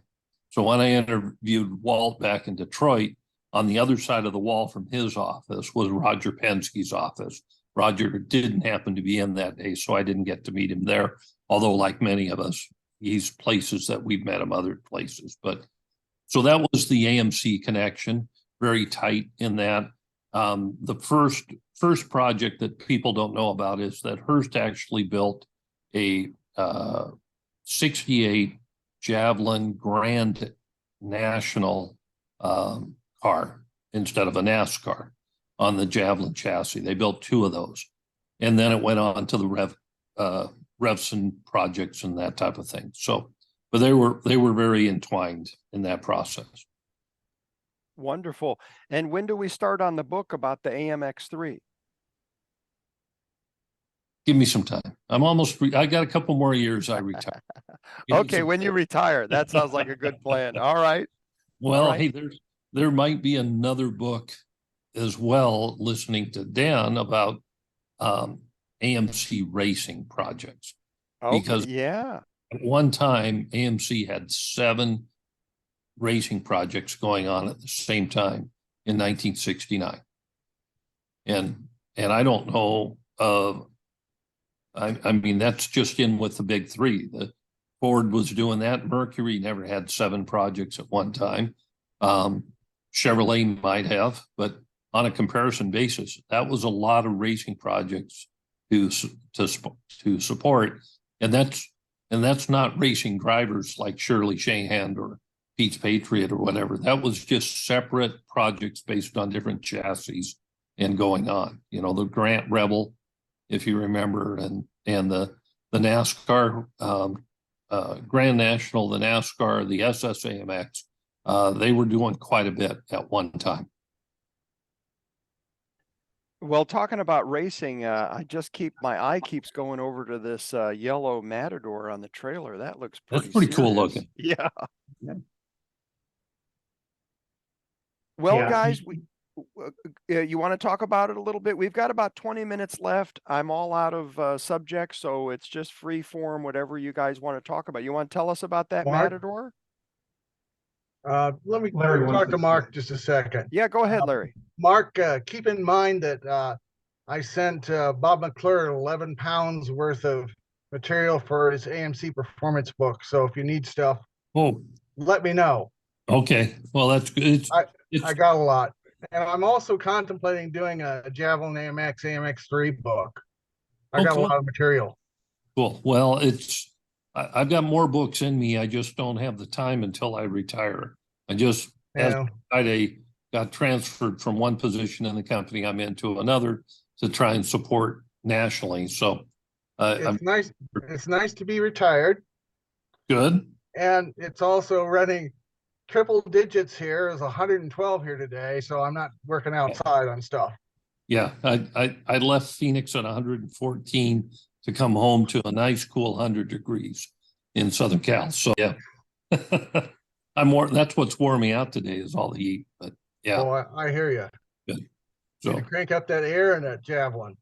Well, I actually went to Phoenix to move the 70 AMX project from the body shop to the shop that's getting the engine and front suspension put in this week. So that project's moving along. My little touch up of the previous body work turned into a repaint of the car. So, but it'll be nice when it's done. So all it takes is cash. Yeah, it's funny. I'm working towards retirement, but then I got to tap retirement to finish the toy. So been there, done that. There's a squirrel cage that's spinning around here. I hear you. Thanks, guys. So I want to know more about the Yellow Matador. Sure. And actually there are a few videos of it on my YouTube channel, especially one of the fun ones is when I first got it. So it was posted on the AMC forum. I don't know if people know a guy named Adam Tarr, but he is a big time. He buys and sells a lot of cars for some reason. He has a way of finding all these old AMC race cars squirreled away in different places. And somebody had posted that they were interested in building a Bobby Allison Matador. And he like offhandedly was like, oh, hey, why don't you buy this one? It's already together. And it was just a picture of this car covered in dirt, like in a lean-to somewhere, partly outside, but with a little bit of covering over it. And yeah, I just thought about it for a few weeks. Nobody moved on the car. And so I finally got in touch with Adam and was like, he put me in touch with the owner. I talked to the owner, I ended up buying it. And it was just a complete roller. It had it's got a 407 sticker on the hood, but I have notes from talking to one of the guys who built it. And in my notes, he said it had a 426 in it. So I don't know, but anyway, it had an AMC motor and just a regular T10 4-speed, and but that was all gone when I got it. No fuel cell, no basically no nothing, just it was caged, and that's really why I bought it. It just I love the look of it, all it was I had the blue Javelin, and I was excited about the idea of having another road race car, and I basically bought it for what it would cost me to cage any other car, so it seemed like a great deal. But of course, once I got it, so I'm like 6'4.5". And when I got it, I realized that the guys who built it and ran it were all shorter by quite a bit. So the fact that it was caged wasn't as great of a deal as I originally thought, because I basically couldn't fit in the car. If you look at where the main hoop is, normally I would expect the main hoop to be in line with the B pillar. Yeah. But it's quite a bit forward from there. So luckily I was able to, I had to cut out the crossbar that they had on the main hoop and do one of those that kind of jogs back a little bit. And by doing that, I was able to get a seat in where I can fit in it. But really it sat for a long time. Just in the back, it was just a future project. And at one point I'd really just given up on it. And then a guy joined my local AMC club who was about 20 years younger than me, and who was already doing track stuff. He has this amazing 63 Ambassador wagon that he built into a track car. It's got an LS and a T56, and he built his own truck arm suspension or whatever. And so, but that car the motor was down for a while. He didn't have a track car, and I told him, if you help me get this Matador together, you can drive it. And so we put about 6 months into it, got it pretty far along before he ended up moving back to Minnesota. So then I was left on my own, but my personality was kind of committed. So I finished it off from there. First, we tried to do it cheaply. We put just a junkyard 360 with a big cam that I had. That ended up just pouring oil out of the rear main seal, which I have it on an engine stand now. I still haven't quite figured out what was going on there. But while that was going on, I was having this 401, 407 built by another person in the club who was an engine builder, and I sort of changed direction midstream, and it was going to be an iron-headed motor. It's going to be a street motor, and I told him I want to kind of up the ante and put it in the Matador. So we put the Edelbrock aluminum heads on it. We upped the cam a little bit, and we put that in, and then I put a Richmond Super T10 into it, and just had a huge long saga of just having trouble getting the clutch set up to work. I had it moving under its own power with that 360 and a stock iron case T10, but it was just a used T10 that I bought from another club member, and the one little time that I got to run it around in the track paddock, it popped out of gear, and I knew that it needed a rebuild. And so instead of rebuilding the stock iron case T10, I just bought the aluminum Richmond. But as soon as I did that, I didn't really realize at the time what I was getting myself in for. I thought I was swapping a T10 for a T10. And then I found out it needed a different bell housing, and it needed a different shifter. The Z-bar setup that they had made to work for how they ran it didn't work with the Richmond either. So I had to build that. Anyway, it's taken me forever. And I finally just, whatever it was, 3 weeks ago or in June, got it to the point where I thought I had it driving enough that I could try to get it on track and see if it worked. And for the most part, it did enough to give me confidence to want to put even more time in it and try to get it going. That video I have from a few weeks ago, the audio just doesn't do it justice. That's the one thing that really put a smile on my face. I don't know if you can tell from the pictures, but they had made this exhaust, I call it the zoomies, with 4 pipes coming out in front of the rear tires. And so it just sounds amazing, especially on D-cell. So, you floor it, you start going, and then you let off the gas to come to a turn. And then, it sounds really good. I wish I had the audio equipment to do it justice. You just have to hear it in person. So anyway, that's the story of that. And I just ordered I'm trying to make it a little bit more NASCAR-ish actually. And so I just, there's a place in North Carolina called Circle Track Warehouse. There's a bunch of these different companies that sell, you know, take off NASCAR stuff. And so I have 8 of the Aero 59 rims, which is the 15 by 9.5 rims that the Cup cars would have used until they switched over to the 18-inch single lugs that they're on now. So I did that, and then I bought some like leftover sticker Goodyear Eagles. So I'll have the, you know, yellow letter Goodyear tires on them or whatever. Those wheels that are on it in the picture are they're what are they called? I'm blanking now, but they're 15. Sorry, they're Bassett? 17. Bassett? They're not Bassett. They're 17 by 9, and they are just the wheels themselves weigh 40 pounds a piece. And then the tires on them are 10-year-old Nittos.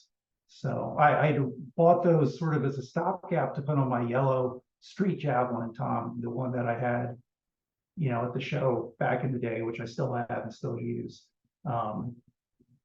Yeah, so I also want to try to redo the front end of that car to use a Grand National spindle pin and, like, you know, more of a NASCAR style hub and brake package.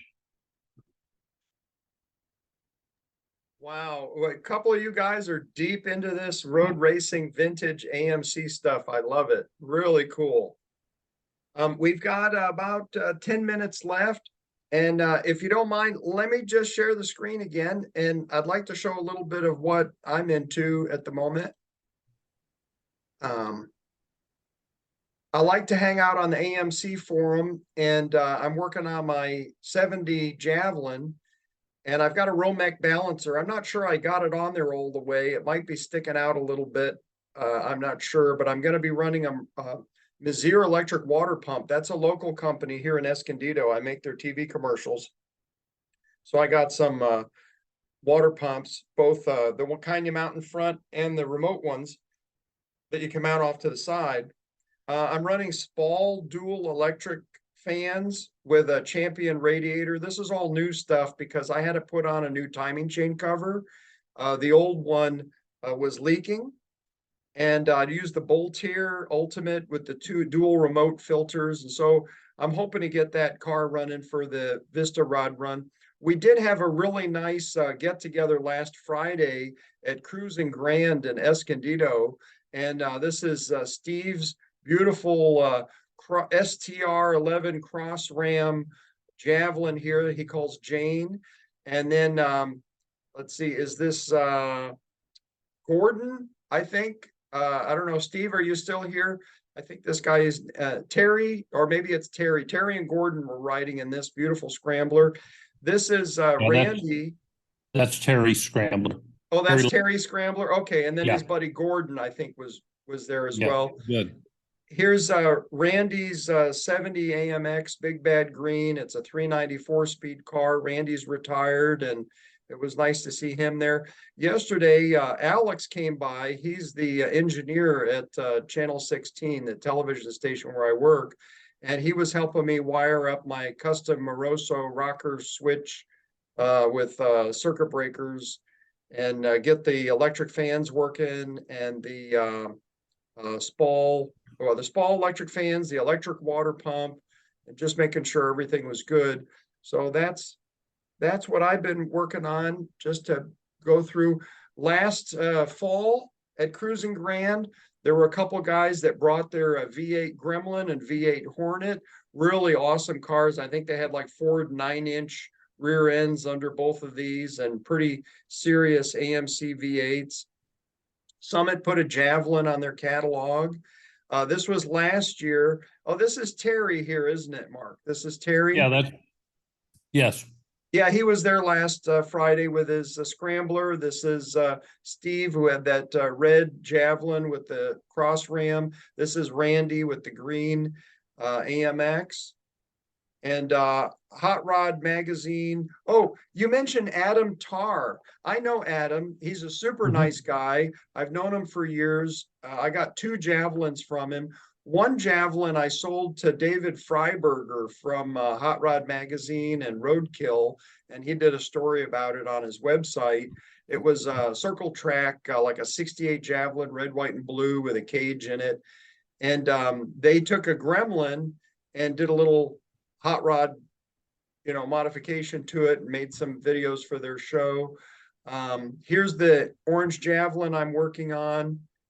That Romex balancer, I don't know if it's on there all the way. I hate to take it off again just to check. Got a new computer. Here's what it is. It's pretty hot rod. Let me see if I can find a quick picture of the orange Javelin. Let's see. This is the Meziers. They make those electric water pumps. They do well in the racing. There's 4 brothers. This is the block off plate for the AMC timing cover. And then it uses a Ford pump, but the distance is the same. So it mounts to the AMC. The block off plate is custom for AMC, but this pump is shared with Ford. I had a modification going for the bypass hose that goes to the water neck, but that's not necessary because Don Mezier drilled and tapped a hole right in the top of the pump for me. I didn't know that was possible. I thought I was going to make these and sell them to people if they needed them, but there's a better way to do it. So here's the Mezier block off plate on the Bull Tier Ultimate timing cover with the remote set up there. Oh yeah, here's what they did. They drilled and tapped the top of the Mezier pump for the bypass hose to the water neck on the intake manifold. So that was better than the way I was going to tap in. Last year at Cruising Grand, there was also this beautiful bittersweet orange AMX. Some toys. Let me see, maybe if I go here to the first page. Here's the orange Javelin, and this is at the Vista Rod Run in downtown Vista. So if you see this car, please park near me if you're bringing an AMC, and we'll all stick together. And we got 5 minutes left, and that's all I got.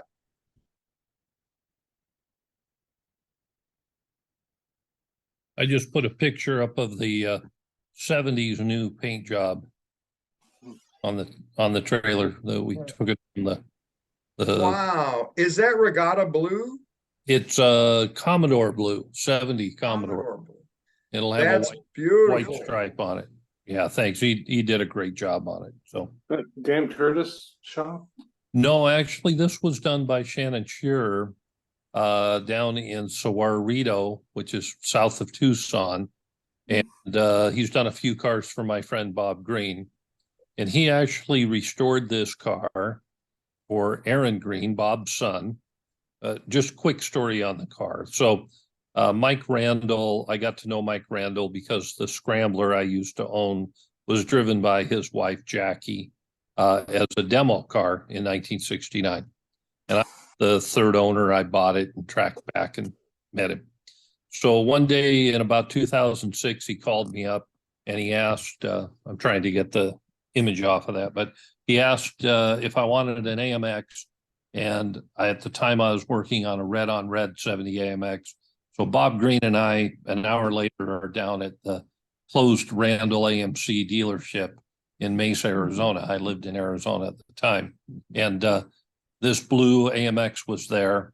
The lady had bought it new from Randall in 70, and sometime in the late 70s, it had a front end accident, and she traded it in damaged to a new car, and it sat behind the shop. In fact, Michael Gray, who's an AMC collector, visited in '83 and remembered the car there at that time. So we bought it in 2006, or Bob Green did, started the restoration. His son talked him out of the car, and Aaron had it painted by this gentleman down here in Cerrito. And then he decided to wrap the car in plastic like new car manufacturers do and tow it to Indiana on an open trailer. And it beat the paint up. Every edge was down to primer or metal. And so he gave up on it. He just stored it, gave up on it. So last year at AMO Nationals, I purchased it from him, and he brought it out to Phoenix. And rebuilt motor. Everything's done. It's just got to be assembled. But we had to get it into Shannon's shop and bring it back to life.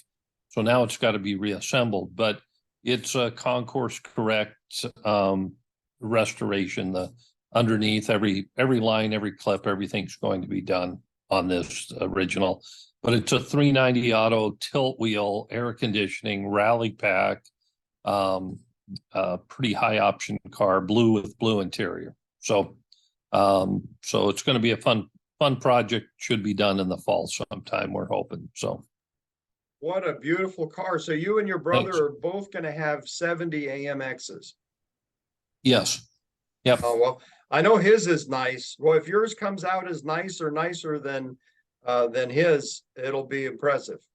It's you know, there's a lot of nice AMXs out there, and I'm hoping it's as good as some of the other club members' cars that I've seen on quality. But as you know, we're restoring these things nicer than they came from the factory. So and then they get so nice you got a trailer in places. I hear you. Well, since we're almost at the 2-hour mark, let me just ask Jerry, how you doing? Things okay these days? Oh, you're muted. You got to You're unmute. muted. Okay. And by the way, for those who don't know, Jerry has an AMX and he is the original owner.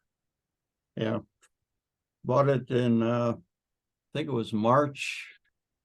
Ordered it from the dealer, Holiday Rambler in Long Beach in March, and I got it on the 17th of May.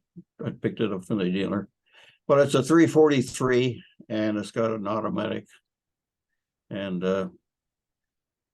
it's red, but that's about it. So, Was that in the year 1969? Oh, 68, one of the first ones. Oh, it's a 68 and you bought it in 68. 68, yes, I bought it new from the dealer. I ordered what I wanted from it. And Oh. you've had that car 55 years now. So you Yeah. were like 16 when you got it. It's almost paid for.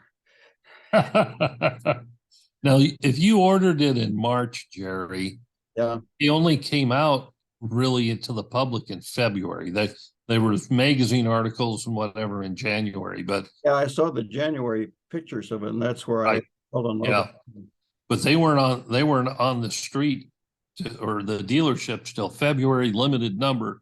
So you were one of the first ones in California probably to have that AMX driving on the street. Yeah, it's something like 2,300 or something like that number. Yeah. But of course, that doesn't mean anything because they just had a table and they just pick up a number, and put it in. Yeah. Put it on whatever order, yeah. But yeah, and my dad had a 68 AMX and knew every AMX for 40 miles around. They were very unique. Exclusive. Yeah, there weren't too many on the street here. No, did your car have the stripes on it? You I might- know. I figure being red, that's enough. Take it. Yeah. My dad's 68 was red on red with white stripes. And this is a bit of trivia. Okay.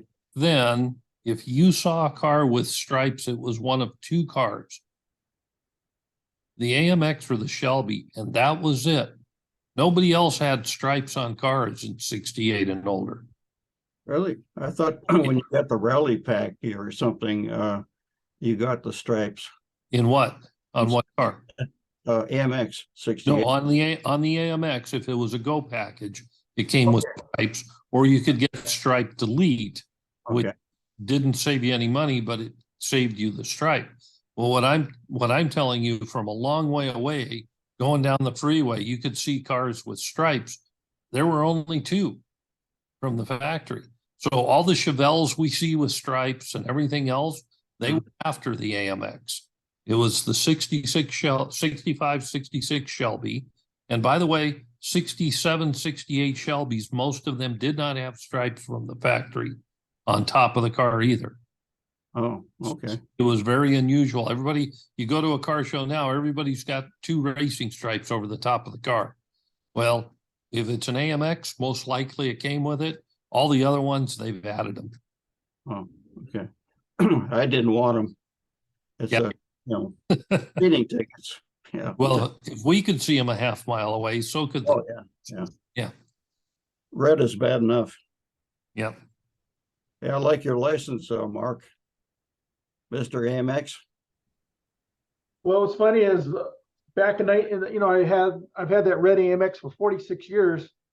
And when I first tried to get a personalized plate for it, I tried to get Mr. AMX Oh. in California, but plus years. And then I moved to Arizona and I go to the DMV to get unforwarded, and they said, sorry, it's taken. And I said, well, how about Mr. AMX? And they said, sure, it's available. So finally, after 46 years, I'm Mr. AMX of Arizona. And so I've since met Mr. AMX of California. He's had his AMX since 72. So it's just kind of funny little story there. Yeah. It's a good looking license. I'm going to try to move to the side so you guys can see it. Yeah, there you go. Yeah. Hi, Mom.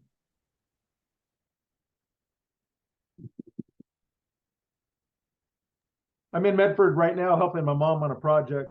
So I hope to be back to Arizona, but not right away. It's like 120 degrees in Bullhead City right now. Wow. You're a good son, but take your time. Okay. That's about it for me. Well, me too. I haven't got anything else. Anybody want to bring up any subjects or say anything? Now I got a question for Mark.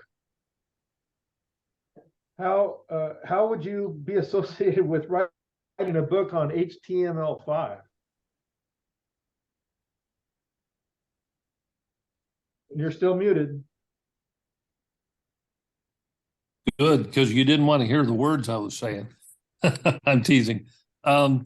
I do better talking or writing about things that I know. And HTML5, I don't know. Now, my son's a computer guy. He might, but to be honest, I enjoy writing about the cars because I learn either the cars and the people and that type of thing. And so I'm probably not the right person to write that book. Oh, Tom's got a copy. Wow. Yeah. Impressive. See, there, somebody else has already written it. There's no need to write it, or no reason to write another version of it. Well, we've got somebody in this group that's far more accomplished on web design than I am. You know who you are.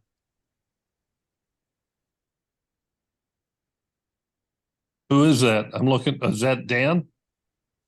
Oh, It's not me. Let's see, who could it be? Anybody want to fess up?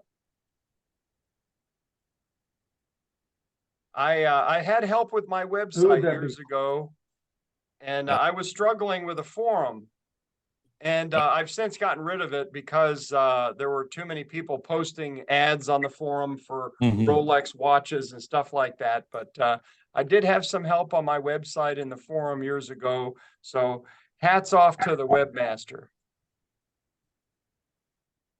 I guess you're talking about me. Yeah, oh, okay. I used to dabble a little bit, but I definitely couldn't write a book. Yeah. Well, you were ahead of me.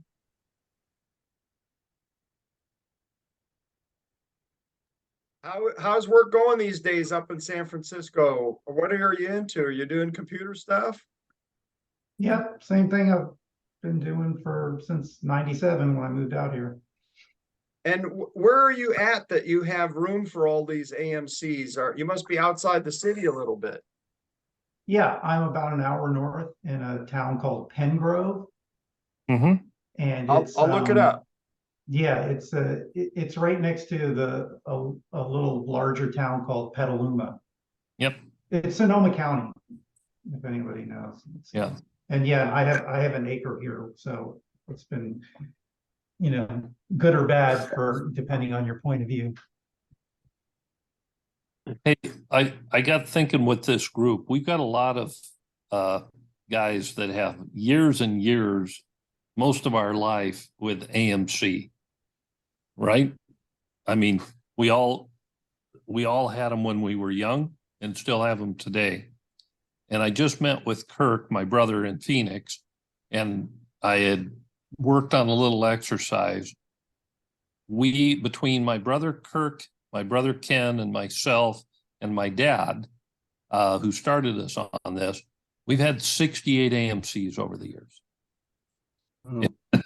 And if I can entertain you just for a second, we've had 7 Mark Donahues, 4 other first generation Javelins, 5 67 Rogue V8 convertibles, 9 Rogue hardtops, 6 2-seat AMXs, 2 401 Humpster AMXs, 2 79 304 4-speed Spirits, 6 67 to 70 full-size station wagons. 2 of those were Mariner wagons, and 2 others were 4-speed 343 4-speed wagons. 2 American wagons, 9 other Americans that weren't Rogues, 3 Eagles, a Pacer, 3 Hornets, one of which is an SC360, 2 Scramblers, a Rebel Machine, a 67 Marlin, 2 Rebel SSTs, 67 Rebel SST hardtops, 67 Ambassador 4-speed convertible, a second generation Javelin, and a 64 Classic wagon. Wow, and you memorized it all. That's the impressive part. Not only did you guys have all those. I cheated. I've got it on. I've got it on Oh, my. you cheated. Yeah, I made the list. Well, Yeah. that's quite a list. If you guys have another minute, there's a little story you might find interesting, and it relates to the AMC hobby. Years ago, there was a guy in San Clemente, which is South Orange County, about 30 minutes north of me. His name was Stephen Giuliano. And Stephen Giuliano collected really cool Mopar stuff.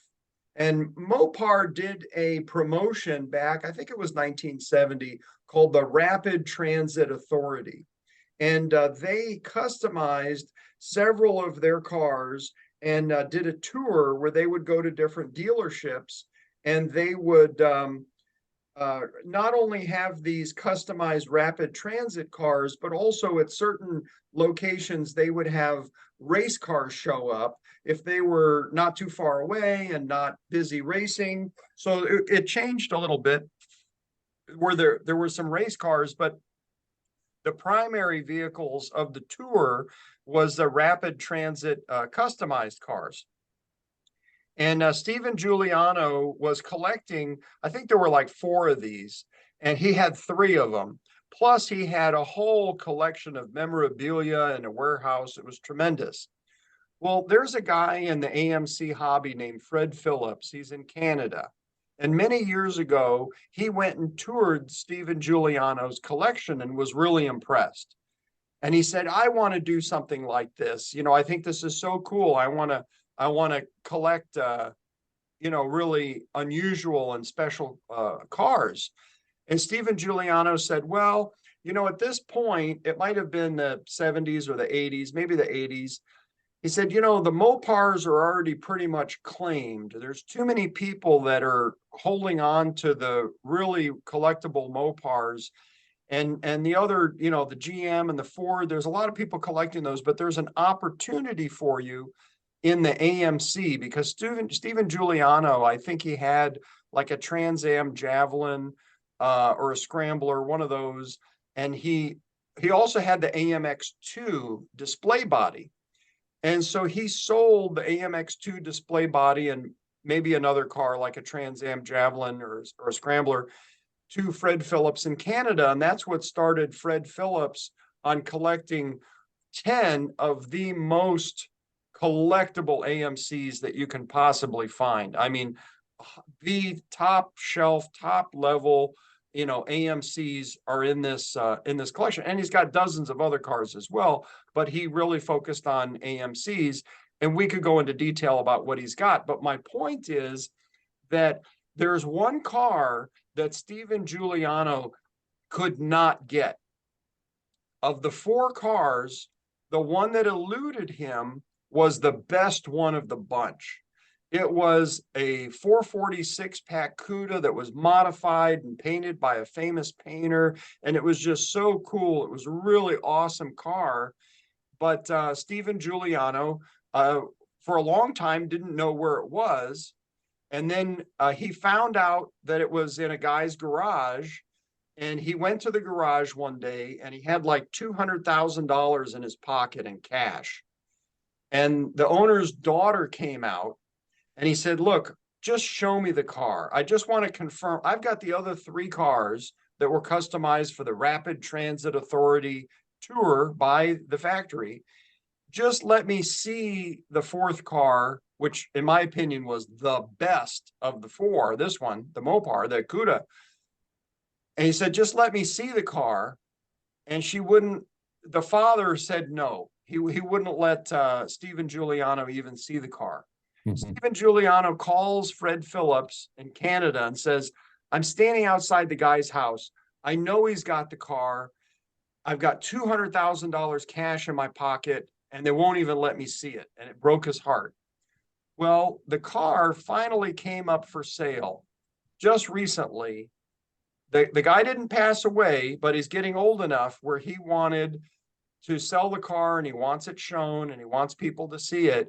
And I watched the entire YouTube video of when this car passed over the Mecum auction. Right. Do you guys want to guess what this car sold for? How much is this thing worth to the Mopar guys? The in-person bidders, the phone bidders, bidding went up, up, up. Anybody want to guess how much? You've got it on the screen right here. I saw that auction. I saw that auction, Tom, but I forget the price. I saw it happen. 200K. $2 million. Oh, $2 million. It was a couple mil. An M. Yeah. Billion. You were only $2 million bucks. 1-0. Yeah, you're only off by a factor of just 1-0. Yeah. But poor Steven Giuliano passed away.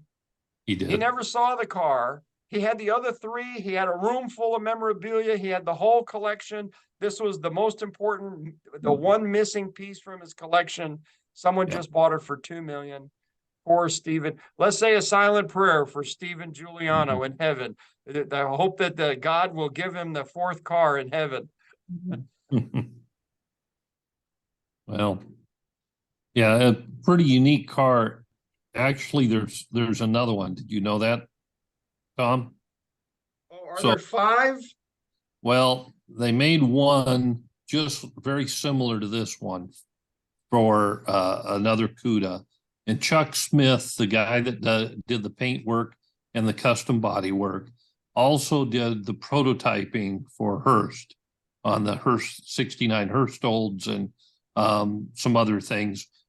He may have been involved with the scramblers, hood scoops, and some other pieces too. That's unconfirmed. And by the way, Dave Landreth is the name I couldn't remember when I was first speaking.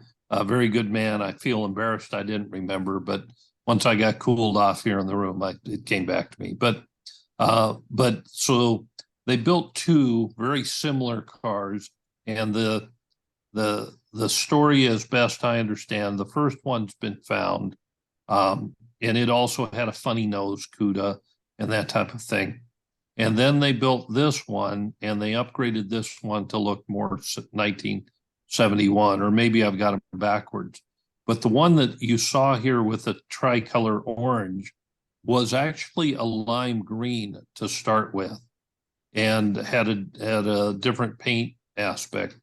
And they wanted to freshen the car for the 2nd year of the Rapid Transit, and so they changed the colors, but not the car. And one thing, this car is maybe serial number 6 or 16. It was a pilot car that had been used for magazine articles and everything, and then they repurposed it for this custom for the Rapid Transit. So there were a couple of reasons why it hit the $2 million mark. Still ridiculous in my mind, but still, you know, the fact that it was a 446 pack, the car had 6,000 or 7,000 miles total on it, very, very low mileage car. And there was also the car was never supposed to be sold to the public.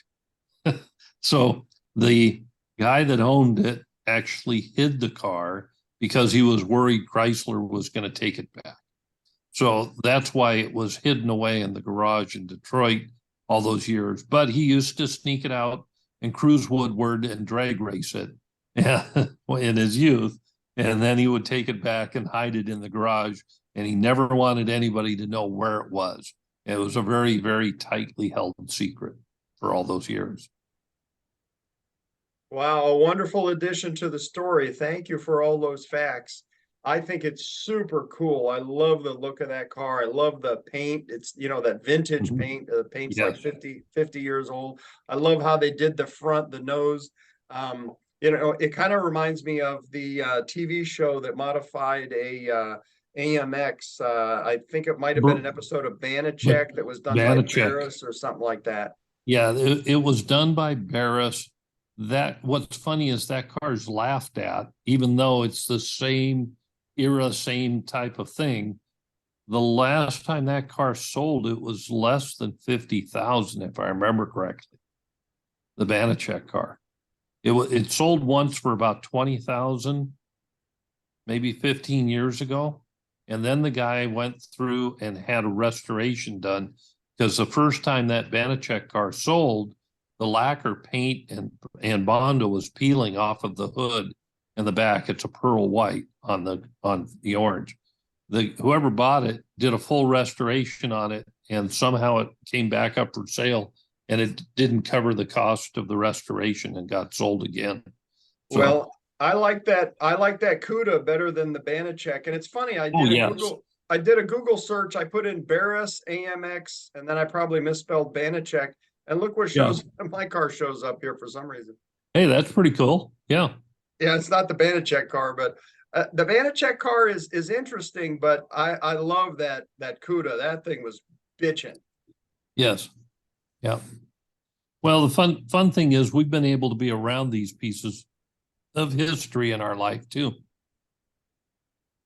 You know, you've got that prototype car or pushmobile, whatever you want to call it. That's a piece of history that, you know, you've been able not only preserve, but you've educated people and given other people the ability to continue with that, with the mold and the other bodies. So, you know, it's not only that we get to enjoy these things, but we have a caretaking responsibility that you've done very well with on that, Tom.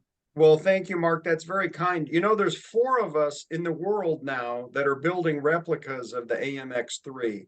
Oh, that's cool.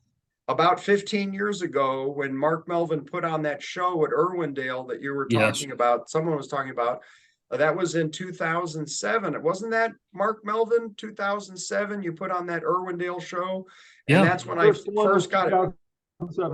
What a great show that was. There's still a TV show video on YouTube about it. Jeff Teague was there, late Jeff Teague. Yep. And that was 15 years ago. In 15 years, I've only made 4 replica bodies. 3 are sold. I've got 1. And it's a race now to see who can finish one to be able to drive it. And I'm confident somebody's going to do that. For me and one of the other guys, we're holding our breath, and we're still waiting for these Mendiola transaxles. But when the day comes that Mike Mendiola coughs up these transaxles for us, it's going to be game on for the rest of the car. But we're really just holding off because we need the heart of it is the transaxle. Yeah. That's neat.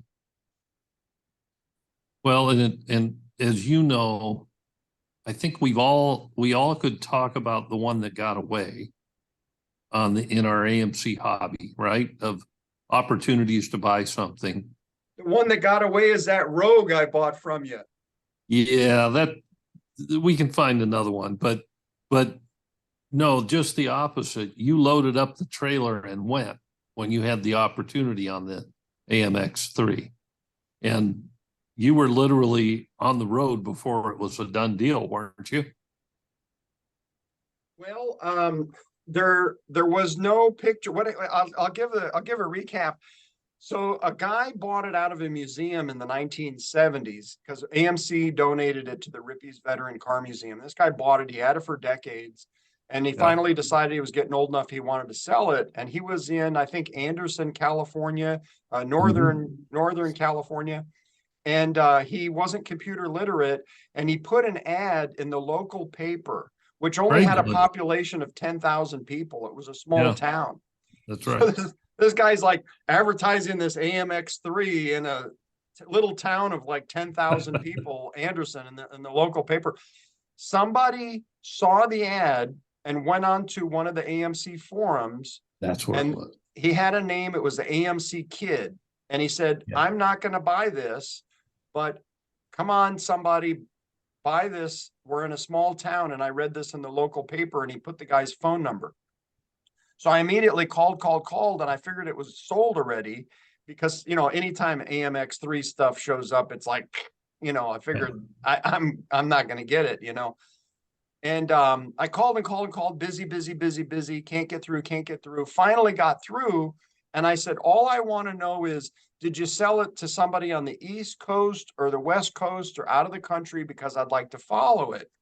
And he says, well, I've been on the phone for 2 hours with a guy and he wants me to send him pictures, but I don't know where my camera is. And I got to buy film and have it developed and put the pictures in an envelope and mail it to him. And I said, no. You don't have to do any of that. I said, don't worry about all that. I'm driving to you tonight. I'll be there at noon tomorrow. And he said, well, if you think you're going to pay me less than the $22,000 I'm asking, you're mistaken. And I said, no, I'm not negotiating. I'll pay the $22,000. That's your number. I'll pay it. No negotiating. He said, well, if you're the first one here and you pay $22,000, you can have it. So I drove all night with the trailer, and I was on the phone with my one of my best friends, Greg Bruno. He's like my older brother. And Greg Bruno said that the guy's son figured out how to put a picture on the forum. And I go, what's it look like? And he goes, it looks like an AMX3. And I go, okay, well, I'm going to step on the gas and keep going. So I got there at noon the next day, and he said, do you want to see it? And I said, no, let's go to the bank. So before I looked at the car, we went to the bank. I gave him all the money. We had lunch. We went back, and I loaded it up. And he had it mounted onto a Pantera chassis that was stretched with some different wheels. He had some Kelsey Hayes wheels. He had been a kit car builder. He had a business in the 70s, 80s. And he at one time was going to try and build a replica, make a mold and build replicas. But he had a little stroke, and it took the wind out of his sails. And he was waiting to get his energy back, but he just realized eventually he was never going to do it. So he sold it to me, and then I'm trying to do the same thing, but I don't have the skills that he had, so I have to pay people to make the mold. And it's I bit off a big, you know, I bit off a huge. It's like picking the fight with the biggest guy in school, you know. That's how I felt. Well, but at the same time, have you ever regretted buying it? No. It's been the most fun I've had. I've been in the AMC hobby since '86. Actually, before that, my friend across the street in Illinois bought a Javelin, and that was his first car, and he had his license before me, and we drove around in a Javelin. But I bought my first AMX in '86 in Encinitas, California, and I don't regret any of it. The AMC hobby is just wonderful. The people, the Kenosha, hometown Wisconsin spirit that spills over to anybody that has an AMC is just wonderful. A Friday night fish fry and point beer is nothing better. On the grass in Kenosha, looking out at Lake Michigan with nice down-home people giving you a deal on the parts they want you to have because they want you to love the car. Yeah. Hey, I got to laugh. I just looked up Anderson about 4 years ago. No, I'm sorry. 6 or 7 years ago, Craigslist ad without a picture of a Rambler Scrambler for sale in Northern California. And I call up at 3 o'clock in the afternoon. I get through, nobody answered all day. And the lady says, oh, well, it's my husband's. He went fishing. I put the car up for sale. And 10 grand. Oh, no. I'm serious. And the picture, and by that time she had added a picture and it looked pretty good. I said, okay, I'm leaving. And I'll be there for breakfast in the morning, 3 in the afternoon. So 10-hour drive. So I went up, got a cheap hotel somewhere close to that. And this is in Cottonwood, which is the next town south of Anderson. Reading, then Anderson, then Cottonwood. So I get up there and at 8 o'clock, I think I told him I'd be there at 9. So at 8 o'clock, I'm in their downtown area waiting to be a polite to do it. And they call me back. He goes, you coming? I go, yeah, I'm downtown waiting. He goes, oh, we got breakfast here. Come on over. Went over, same thing. The car's out front with a cardboard sign saying for sale on it. And he goes, you want to look at the car? I go, we'll look at the car later. Go in and I get to meet the people, talk to them, whatever. Came out. I verified it was a real scrambler because he had converted it to an automatic. Somebody had done that. So I verified it was a real scrambler underneath it and everything. Come out and I go, okay, I'll buy it. He goes, well, what's your offer? I go, your asking price. Right. So I wrote him a check. So anyway, but that's a car. It turned out to be a B scheme that had been changed to A, and I already had a B scheme. So it ended up about a year later, Dan Curtis had it, and he's just now finishing the B scheme restoration on that car. So. Wow, great story. And what a beautiful collection Dan Curtis has. You know, I had the opportunity to go out for the Cactus Cruisers 20th show. And I got to see 5 of the beautiful Dan Curtis red, white, and blue collection. And let me just put that link. I'll put a link in the chat if you guys want to watch this. It's not a long video. But well, you pull it up, I'll tell you something. Yeah. 5 cars are going to a new owner in Canada. Oh, not Fred Phillips. Not Fred Phillips, somebody else. He's already got most of those. Yeah. And Dan took my B out. Remember, he has my B scheme, the Randall car. And the one I just told you about that he's restored to a B scheme went in 6 of the 5. So my other scrambler is going to Canada and it's as a B. He's got the A scheme, the SoCalAMC, the Trans Am Javelin, and the Rebel machine. And he's already received the deposit. And I think 2 of the cars will be shipped out the next month or so, and the other ones will follow. Well, I know you may not be at liberty to discuss the dollar amount for these 5 wonderful cars, but an SoCalAMC, a Trans Am Javelin, a Rebel machine, a Scrambler, and another Scrambler of the other paint scheme. A and B, A and B. I'm guessing that's $500,000 worth of toys there. He was asking 6 and they negotiated a little off of it, but not much. I got a funny story. So Fred Phillips in Canada, super nice guy. You know, once in a while we talk on the phone. He's really funny, tells jokes. We also have a group chat with Kurt Hull, who's a historian on the AMX3s. And one time I was trying to recite all the cars that Fred Phillips had. And I was like, well, you've got the Vignali AMX prototype from 1966 with the rumble seat and the power windows. Excuse me. And you've got the AMX2 and you've got the SoCalAMC that was painted by George Barris, red, white, and blue flag. He's like, yep. I said, and you have a Scrambler that was a 4-wheel drive, a James Garner Baja 1000. I bid on that on eBay, but he outbid me. Yes, that was in my neck of the woods. He picked that one up, but he's got another Scrambler as well that's low mileage. Right. And then I said, "Oh, and you have that Trans Am Javelin?" And he said, "Yeah, I do." And I said, "You know, I really like the Trans Am Javelins. They're really special. There's only 100 made. They're red, white, and blue, 390 4-speed. They're really cool cars." And he said, "I don't have one of those." And I said, what do you mean? You just told me you just told me you had a Trans Am Javelin. And he says, yeah, but I don't have one of those, one of 100 made. Replicas. He's Yeah. got the car that Peter Revson drove in the Trans Am series. Okay. The Trans Am Javelin, not the production one for the Right. street that was used to homologate the spoiler or whatever. He's Right. got the car Peter Revson drove in the series. Anyway, I just thought it was funny, you know, my thinking of Trans Am Javelin versus his thinking. Right. You know that one of the Revson cars is sitting 20, 30 miles from you, Tom? Dan just sent a message. He had to sign off. He says, thank you very much. Oh, No, I didn't. okay. I didn't know. I know that on Coronado Island, we have the, what used to be called the Chrysler Classic Speed Fest. And, Right. but I didn't know that one of them is, in my neighborhood. What area? In San Diego, there is one. I've touched it.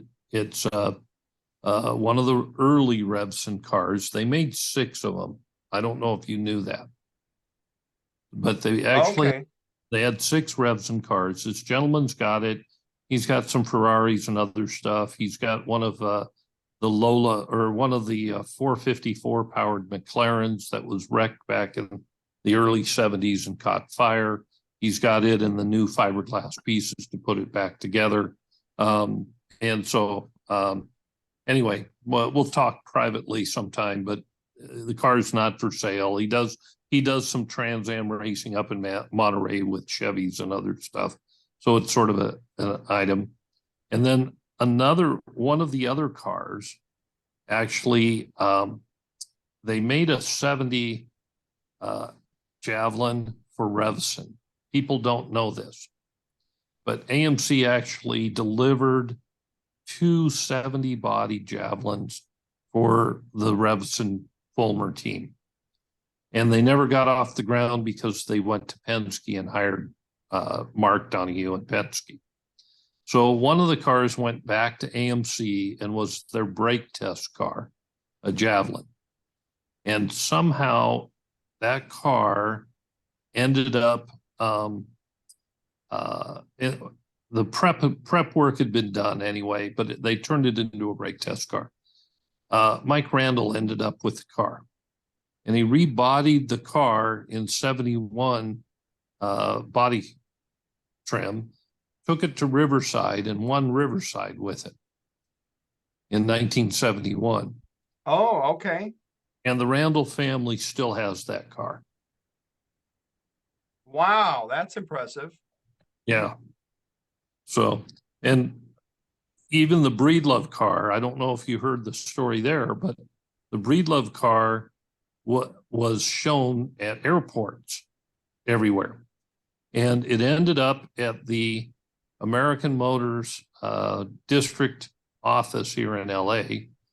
And Mike Randall came over, and at the time in 69, he was buying up every scrambler he could, taking them back to Phoenix and selling them because they weren't selling as well in LA for some reason as they were back there. So he'd pick them up from the dealers that didn't want them. And he was out there, and they had a flood into the back area, and it flooded out the Breedlove car and filled it with mud. The 390.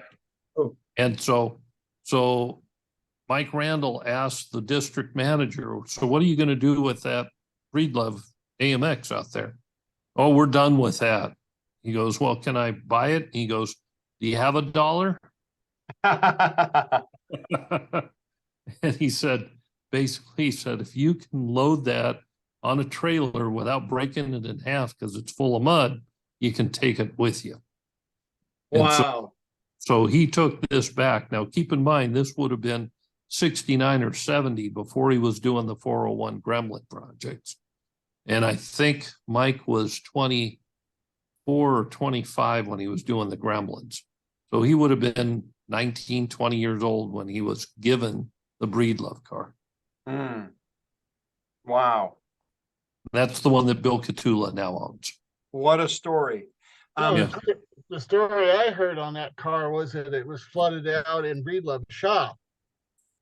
It could be. It could be that's where it happened, but And that white bleed out. yeah, it could be that that's where it happened, but I know he was given it by the general manager there for the district office. So Wasn't that the car that made all the speed records?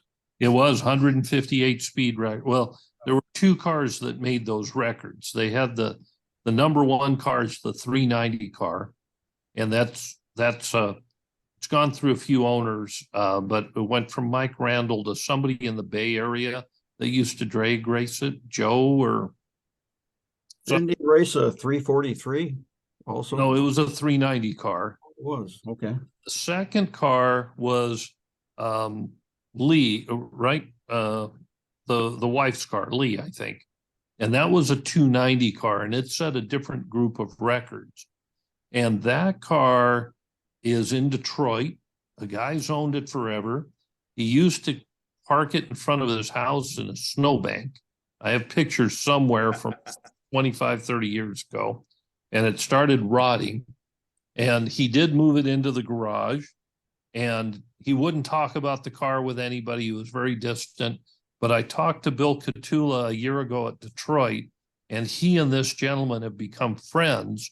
And the guys come over and got to know Bill because Bill Catula moved from Phoenix to Chelsea, Michigan years ago and has a car back there. And he found out that his car was missing a whole bunch of shielding in the engine compartment that helped for aerodynamics. And so he was able to, from the number two car, have cardboard templates made and then replicas of the shielding filling in behind the grill and above the grill and some other things to streamline inside the car for some speed. So his car, the 390 car we've known all these years, is better now than it's ever been before.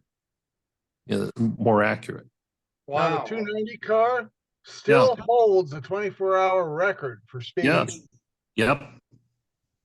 Ford broke all the other records, but they broke down after the 12-hour. Right. They never broke the 24-hour record.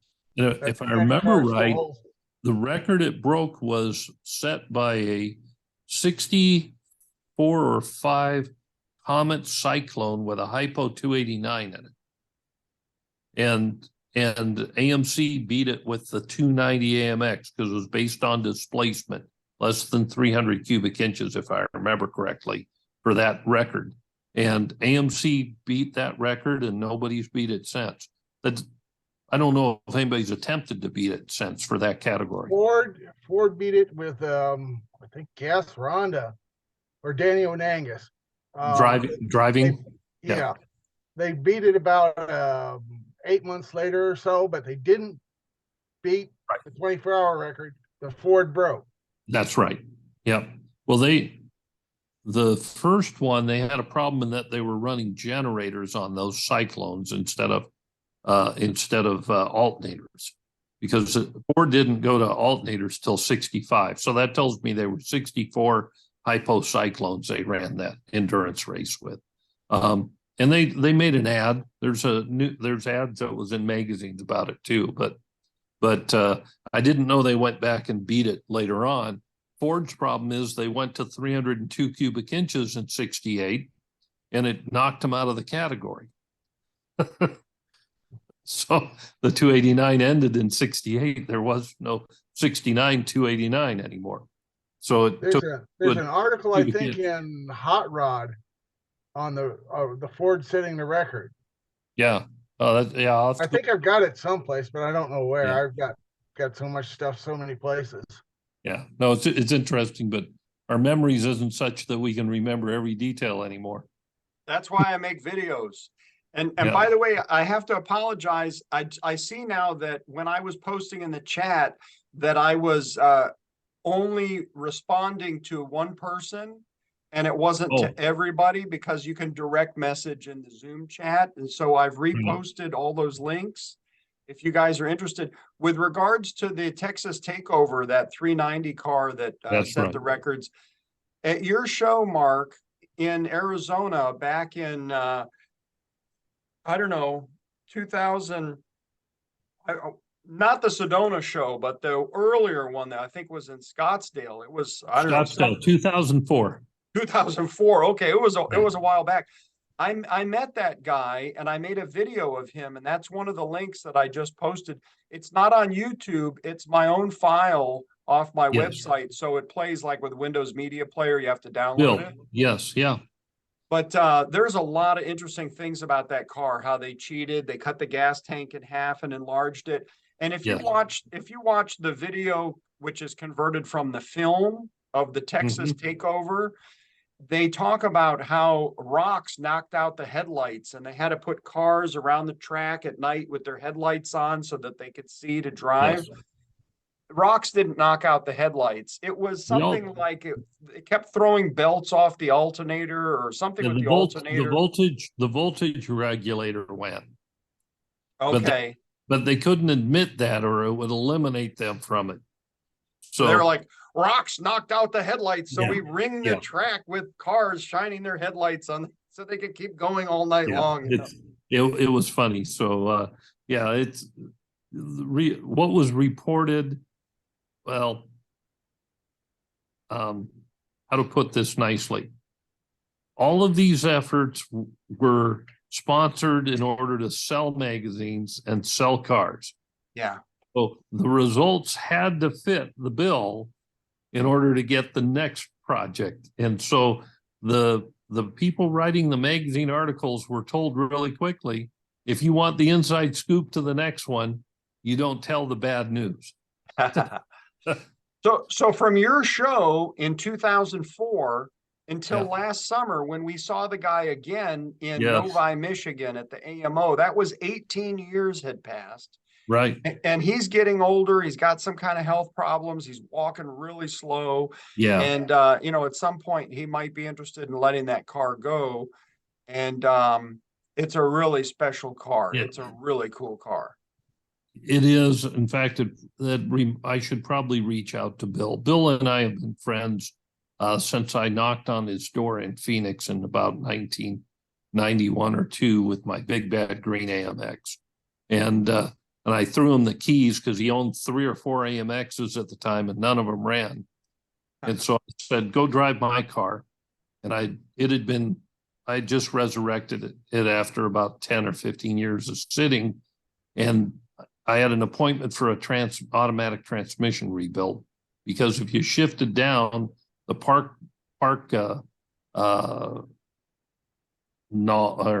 a gear piece of the park would pop it into reverse accidentally just by shifting down manually.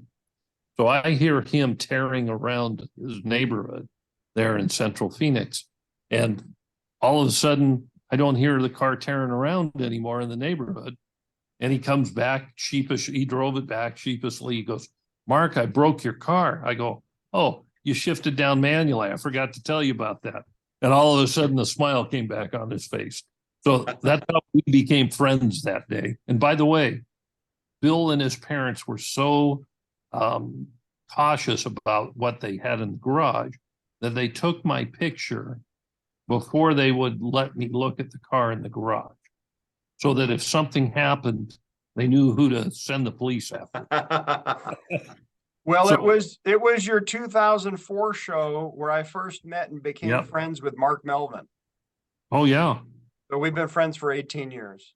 Yeah, it's amazing what the national shows did, and I appreciate you saying my 2004 shows, but I was just one of the members of the Cactus Cruisers that put it on. It took a lot of people to do that show. So, and Sedona as well in 2011. But yeah, but that's what the shows are for. When we go back to the national shows, we meet people, we see people. I was talking to Bob Green this week. I think I could go all the way across the country to a national show and back and stay in an AMC owner's home every night on the way out and back through the friendships we've developed. Yeah, I stayed in your home all those years ago when you were living in Arizona. Yeah. When you had your Hot Wheels collection. Boy, you should have seen this room. It was full of Hot Wheels. Well, I showed you the picture of my Hot Wheels just a minute ago on the trailer. Yeah, you got, put them all, Sold it. put all the steel together into one big one. I sold the Hot Wheel collection about a year and a half ago. So, and that 70 AMX being put together is completely funded. It'll be cost me less than what I got for the collection of Hot Wheels. So, yeah. Well, we're headed towards the 3-hour mark. Is there anything else we should discuss, or would you guys want to wrap it up? We lost about half of the crew here. Well, I've enjoyed time with everybody today. So thanks. Likewise.